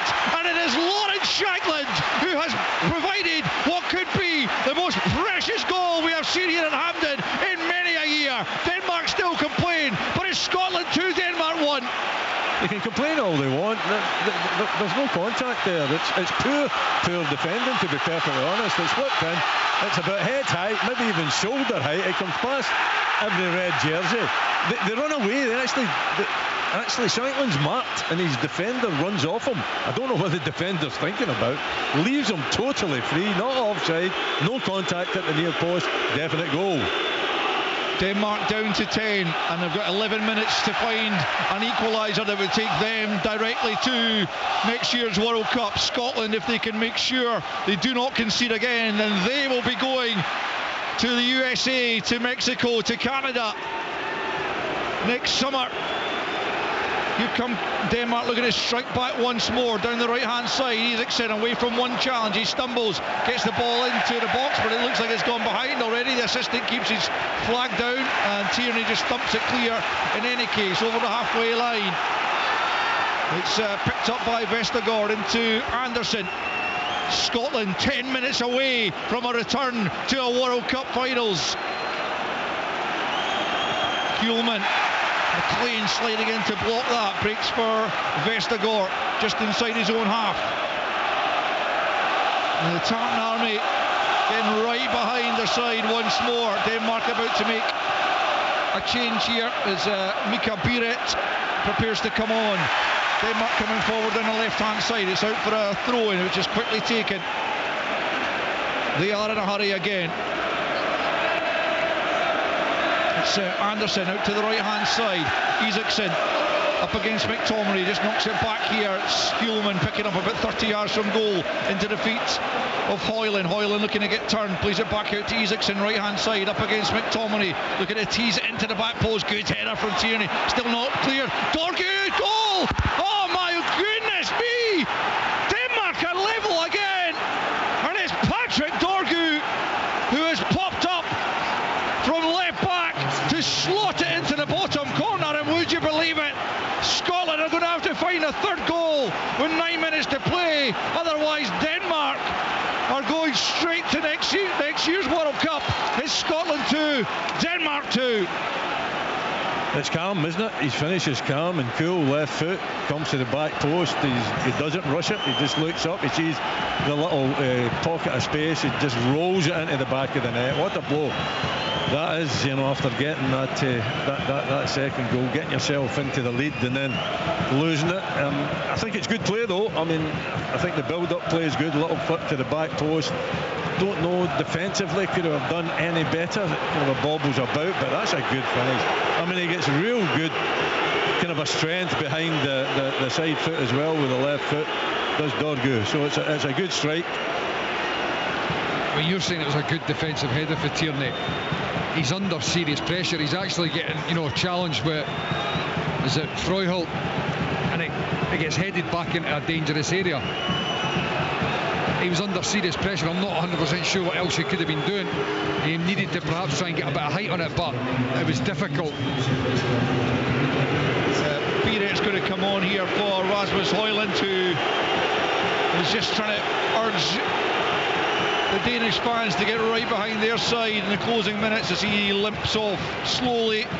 Biret will come on for the closing 7 and a bit minutes plus added on time, but Scotland only ahead again for 4 minutes. Lawrence Shankland's goal cancelled out by that of Patrick Dorgu of Man United, the 21-year-old, getting his third goal for his country. And my goodness, that could be a massively precious one. This is a joke, by the way. Yeah, Hoyland's at it. I think they're changing. Well, Mika Biret's no come on. Yeah, they're changing the player that's coming on, aren't they? It's now Christian Norgård, who looks like he's going to replace Rasmus Højlund, but Denmark using a few tricks there to just waste some seconds. But Scotland need to find a goal in the closing 7 minutes plus added on time, or else it's playoffs in March. Here they are down the right hand side. It's Tierney into the feet of Shankland. Shankland's done well. I think he was looking for a 1-2. He's found McGinn inside the penalty area. John McGinn takes a little touch there, can't get it across goal. Has got himself a corner, and Scotland a corner on the right hand side. Score from the last one. What can they do here? It's a lovely little pass in from Shankland, isn't it, to John McGinn? Really intelligent. Yeah, he's had a good impact, Lawrence Shankland, that's for sure. McGinn then on the right hand side, left footed into the 6-yard box. It's won by Anderson. Dorgu helps it further clear. Tierney will try and get it back out to the right hand side, cut out by Dorgu, but McLean steps in and finds McGinn, and he slips it forward for McLean again. McLean in, glancing header from Shea Adams, 2 or 3 yards wide in the end. It wasn't a bad effort, but couldn't get it on target. 85 almost played. Scotland 2, Denmark 2. Yeah, again, good build-up play down the right-hand side. Kenny McLean making a really positive run. Shea Adams should have done better. Difficult one for him to take. It's quite low. He's diving. He's beyond the near post as well. Just doesn't get enough power on it, doesn't get enough direction on it either. Goal kick then taken by Schmeichel. Forward it comes from Tierney. Adams couldn't get there. Froholt dispossessed by Tierney. McGinn for Ferguson, and out back with Kenny McLean. Tries to spread the play out to Robertson. Norgard goes across with him. Slides it forward instead for McTominay. McTominay at the angle of the box, left hand side, looking for options. One of them could be McLean, but he plays it into the box instead. Lewis Ferguson, oh, it's a brilliant block by Dorgu. Really important one as Ferguson lined up the shot from just inside the area. Looked like he was going to have a free hit at goal, but Dorgu, having got the equaliser, stepped in there and made sure that Ferguson couldn't find the back of the net. Still 2-2 with 4.5 to play as Tierney goes all the way back to his goalkeeper, Craig Gordon. Can Scotland somehow summon up the energy, the guile to carve out a third goal here tonight and book their place at next year's World Cup? That's a decent ball in from Robertson. It's come all the way from McGinn. McGinn tries to curl it. So close from John McGinn to finding the top corner. But he just misses by a fraction, and it's still Scotland 2, Denmark 2. Oh, what an effort from John McGinn there. Absolutely just about perfect. It's not perfect because it doesn't end up in the back of the net, but it's so close to hitting that top corner as he just looks up and curls it, and it just takes a coat of paint off it, doesn't it? So close. Kasper Schmeichel endearing himself further to the home crowd here by taking as long as possible over the goal kick. 3.5 to play, 2 apiece. Scotland need the victory to qualify automatically, otherwise it's the playoffs. Denmark will go through as top dogs as they did in the last qualification campaign, with Scotland then losing out to Ukraine in the semi-final of the playoffs. Denmark have it. Froholt back the way to Christensen. Froholt once more challenged by McKenna, out for a Denmark throw and over on the far side. You have to accept that they've done well with the 10 men, played over 25 minutes now with a man fewer, and they are level once more. 2 apiece it stands as Denmark have the throw and over on the far side. Down the line it goes. McKenna heads back out of play. Scotland need to get a hold of the ball and they need to get it up the park as Denmark again will take their time over the throw and over on the far side. A hush descends upon Hampden once more as the Tartan Army, well, have seen it so many times, just unable to get over the line. Can this Scotland side though buck that trend as McLean gets it in a deep area and taking a bit of a chance, but he gets it out to the right hand side here to Tierney. Is quickly closed down by Dorgu, hooks it forward. Højbjerg's in the way though, knocked out of play by Froholt. Kieran Tierney with the throw in into Ferguson, just inside his own half. Ferguson goes back the way to Hanley. Couple of minutes left in the 90, plus a few minutes of added on time, no doubt. It's Robertson over on the left hand side to McTominay, but 15 yards inside Denmark territory. Into McLean it goes. McLean picks up in a central area, looking for options ahead of him. He's got time and space now to measure something. Out it comes to Tierney, right hand side, well advanced, cuts in on the left foot, curls it towards the back post. Robertson's waiting on it, but it's headed away by Norgard and picked up by Isaacson over on that far side.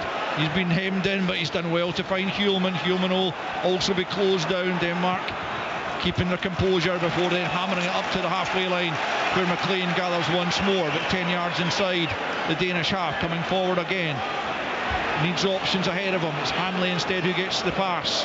Scotland want their more technical players on the ball at this stage, you would imagine, and here's one of them, John McGinn. He's well challenged by Dorgu. Dorgu sees it out of play, throw into Denmark. Now Dorgu goes down, but he's off the field of play, so the game should just restart. There's another player down in the middle of the park. They're playing all the games.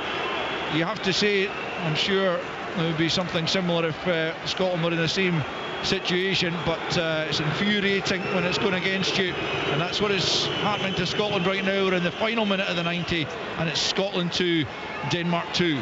Yeah, unfortunately it happens at this level. You know the game that's been played, they're just trying to kind of allow that clock to tick down, but you know, if the referee's strong enough he'll add it on, but it takes impetus out of the game as well, doesn't it? Birek's going to come on now for Isaacson. as they look to see this out and clinch a third successive World Cup qualifying campaign, a third successive trip to the World Cup. Finished bottom of their group last time out, but I think most Scotland fans would probably sign up for finishing bottom of the group if they could actually just get there again. So off goes Isaacson. 6 minutes added on then. 6 minutes for Scotland to find an elusive third goal to take them back to the promised land. You say 6 minutes, I'm not being funny. You could easily, the amount of substitutes on its own, never mind, you know, the few phases of play where Denmark have been sitting on the ground or taking an eternity to do anything. It could easily have been more than 6 minutes. Robertson, midway inside his own half, plays it into Hanley. Denmark working hard to try and make it difficult for Scotland to get forward. He's clipped it up towards Shanklin. It's 1-0 by the Danish defence. McLean heads it to his left on the halfway line to Robertson. Robertson just fires it long, looking for Shanklin to go and make something of it. It's 1-0 again by Anderson, and McTominay can't latch on to the free ball, and Denmark get it clear up towards Andreas Christensen. Scotland though trying to win it back over on the left hand side. It breaks off Robertson, it seemed. It's a throw in to Denmark. Tartan don't like it, but I think how about a free kick to begin with? Nygaard goes through the back of Andy Robertson. Yeah. Does he win the ball? Another Danish player down, seemingly with cramp right now, and well, using every trick in the book. It will be a throw in ultimately as Anderson gets back to his feet with the help of the referee. They're in no hurry as they themselves are just 5 minutes away from automatic qualification. Here's Shanklin though picking up, just plays it to Adams. Adams is brought to the ground. Scotland free kick, about 20 yards inside the Danish half. They're going to throw everyone forward. It's a central area, but it's a chance to try and carve something out here. McGinn goes and looks like he might go and take it short, and then thinks better of it. But it will be McGinn to clip this one in. Scotland lined up outside the penalty area, and it comes. It's headed away by the Hulman there, picked up by Kenny McLean, right hand side, sends it back in. It's not a bad ball. It's a Danish head that gets it only as far as McGinn. 25 from goal, rifles it. I think that came off Grant Hanley at the edge of the box, and it comes all the way back out to John McGinn. Now it's back with McLean just inside the Danish half, back in towards the edge of the penalty area. Again, it's a Danish head that gets to it, not entirely clear. Kieran Tierney! Goal! Goal! Kieran Tierney has taken Scotland to the verge of World Cup return. 27 years on, and that could be the goal that takes us back to the big time. It's Scotland 3, Denmark 2. What a goal for Tierney! What a time! And honestly, it couldn't have happened to a more favourable player going through such hard times. Kieran Tierney. And I've got to say, by the way, since he's come on, he has been absolutely outstanding, aggressive, tenacious, and that is just pure class. Pure class for Tierney. Something like McTominay's goal, Tierney's got, I mean, big moments, big names. What a goal! It's just a controlled strike, isn't it, with the left foot as well. I think it takes a little bit of a deflection, but it just gets it to... I think it does take a deflection, though, doesn't it? Do you think so? Angle here. Let's have a wee look at it. Comes down, it's a controlled left foot strike. That's no deflection. No deflection. Pure. No deflection. Past his Celtic teammate Kasper Schmeichel. I think he'll be a bit said about that in the dressing room. Oh, superb. What a goal. Brilliant angle there. Denmark have got to throw everything at this for the final few seconds. All of a sudden there's no cramp in the Danish side as they launch up to the Scotland box. Vestergaard can't get there. Can McGinn just see this out for a goal kick? Yes, he can. And all of a sudden it's Scotland 2. Tierney's been shown a yellow for picking up the ball and wasting a bit of time. I think he'll take that. What a goal from Kieran Tierney. It's only his second goal in a Scotland jersey. He's been out, honestly, since he's come on. I think he's been brilliant. He really has. What you would have expected historically for Kieran Tierney. Aggressive, wanting to get forward, and he's obviously playing right back here as well. that finish, honestly, it couldn't have happened to a more, important player needing something like that at this time. He should lap that up, soak it in. Craig Gordon with the goal kick. 90 seconds of the 6 minutes that were initially added on left to play. Dorgu hoists it forward. Denmark perhaps not finished. McKenna, look at that. McKenna, good turn of pace there to get there before Vestergaard, and he just stumps it forward down the left hand side. Denmark pick up once more though. Scotland have got it back. Here's Adams, who just need to keep it now. Adams tries to spin it out to the right hand side. Now Robertson feeds it forward. Scotland come forward here. It's Shankland. He's surely just got to go to the corner flag. He's up against Anderson here. He just holds on to it and plays it back to McTominay. McTominay left hand side. Scotland within seconds of a World Cup return. Almost disbelieving here of the drama that is taking place at Hampden as Ferguson works it back to Shankland left hand side. We're 30 seconds away from the end of the 6 minutes to be added on. There'll be a little bit more as Dorgu has it for Denmark now. Plays it forward down that left hand side. Hanley on the cover with Froholt, just knocks it out of play. Doesn't take any chances. Out for a throw in on this near side to Denmark. Kasper Schmeichel making his way up to the halfway line. It's now or never for Denmark, really. Scotland have just got to keep this at bay as Dorgu has it. The fans want the final whistle. It comes into the Scotland box. It's nodded down. It comes to Tierney, who just hacks it away. Out of play over to the far side. Well, not quite out of play, as Schmeichel's managed to keep it in on the right flank. He sends it back into the penalty area. Tierney can't get there. Hanley does. Hanley heads it. Is it going to go out for a throw-in or a corner? Neither. Dorgu spins away from McGinn. It's Dorgu back into the box. Hanley is there again to knock it to McGinn. And now Scotland can come forward. And it's Shea Adams. Adams on the halfway line. Just go to the corner flag. Just go to the corner flag, Shea Adams.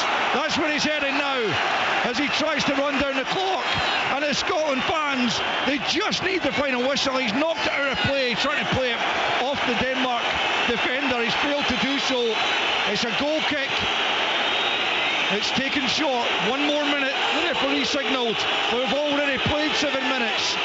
It's long again. Vestergaard flicks it on. McKenna knocks it out of play. McGinn's kept it in on this near side. Surely now the final whistle has got to come. Throw into Denmark. Seconds surely left as the Polish referee signals. Højbjerg back onto the halfway line. Where's he getting this time? Goodness knows, but Denmark have it. Scotland just need to hold out for a few more seconds. My voice just needs to hold out for a few more seconds. As Hulman has it, he's surrounded. He pokes the ball back. Surely now Scotland will hold on to possession. It's McLean. He's looking to go for goal from the halfway line. It's chipped straight. Glorious! Glorious! Kenny McLean from the halfway line. Scotland 4, Denmark 2. We are returning to the World Cup. What a night!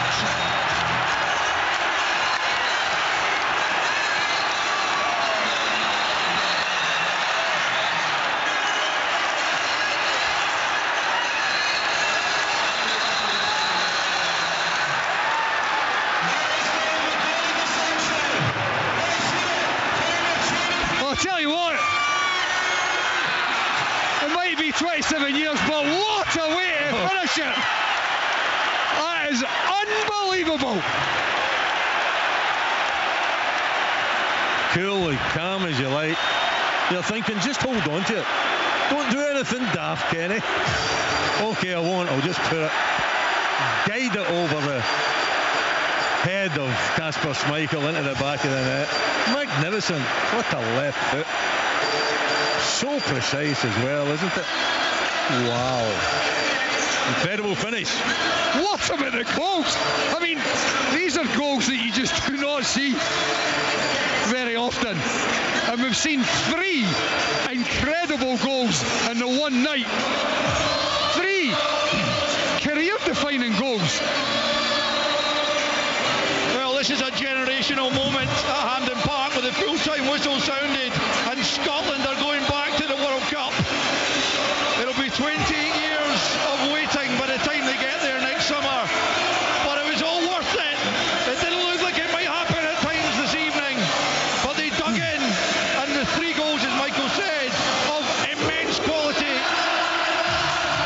addition to the one captained by Shankland, but they're all as important as each other. And Denmark will have to go through the playoffs. But Scotland have made themselves, those players out there, they have etched their name in the history books. They are legends. Steve Clarke, a legendary Scotland manager, the first to lead us to 3 major tournaments. Heroes, each and every one of them. It finishes in Hampden. Scotland 4, Denmark 2 on the most incredible night. Truly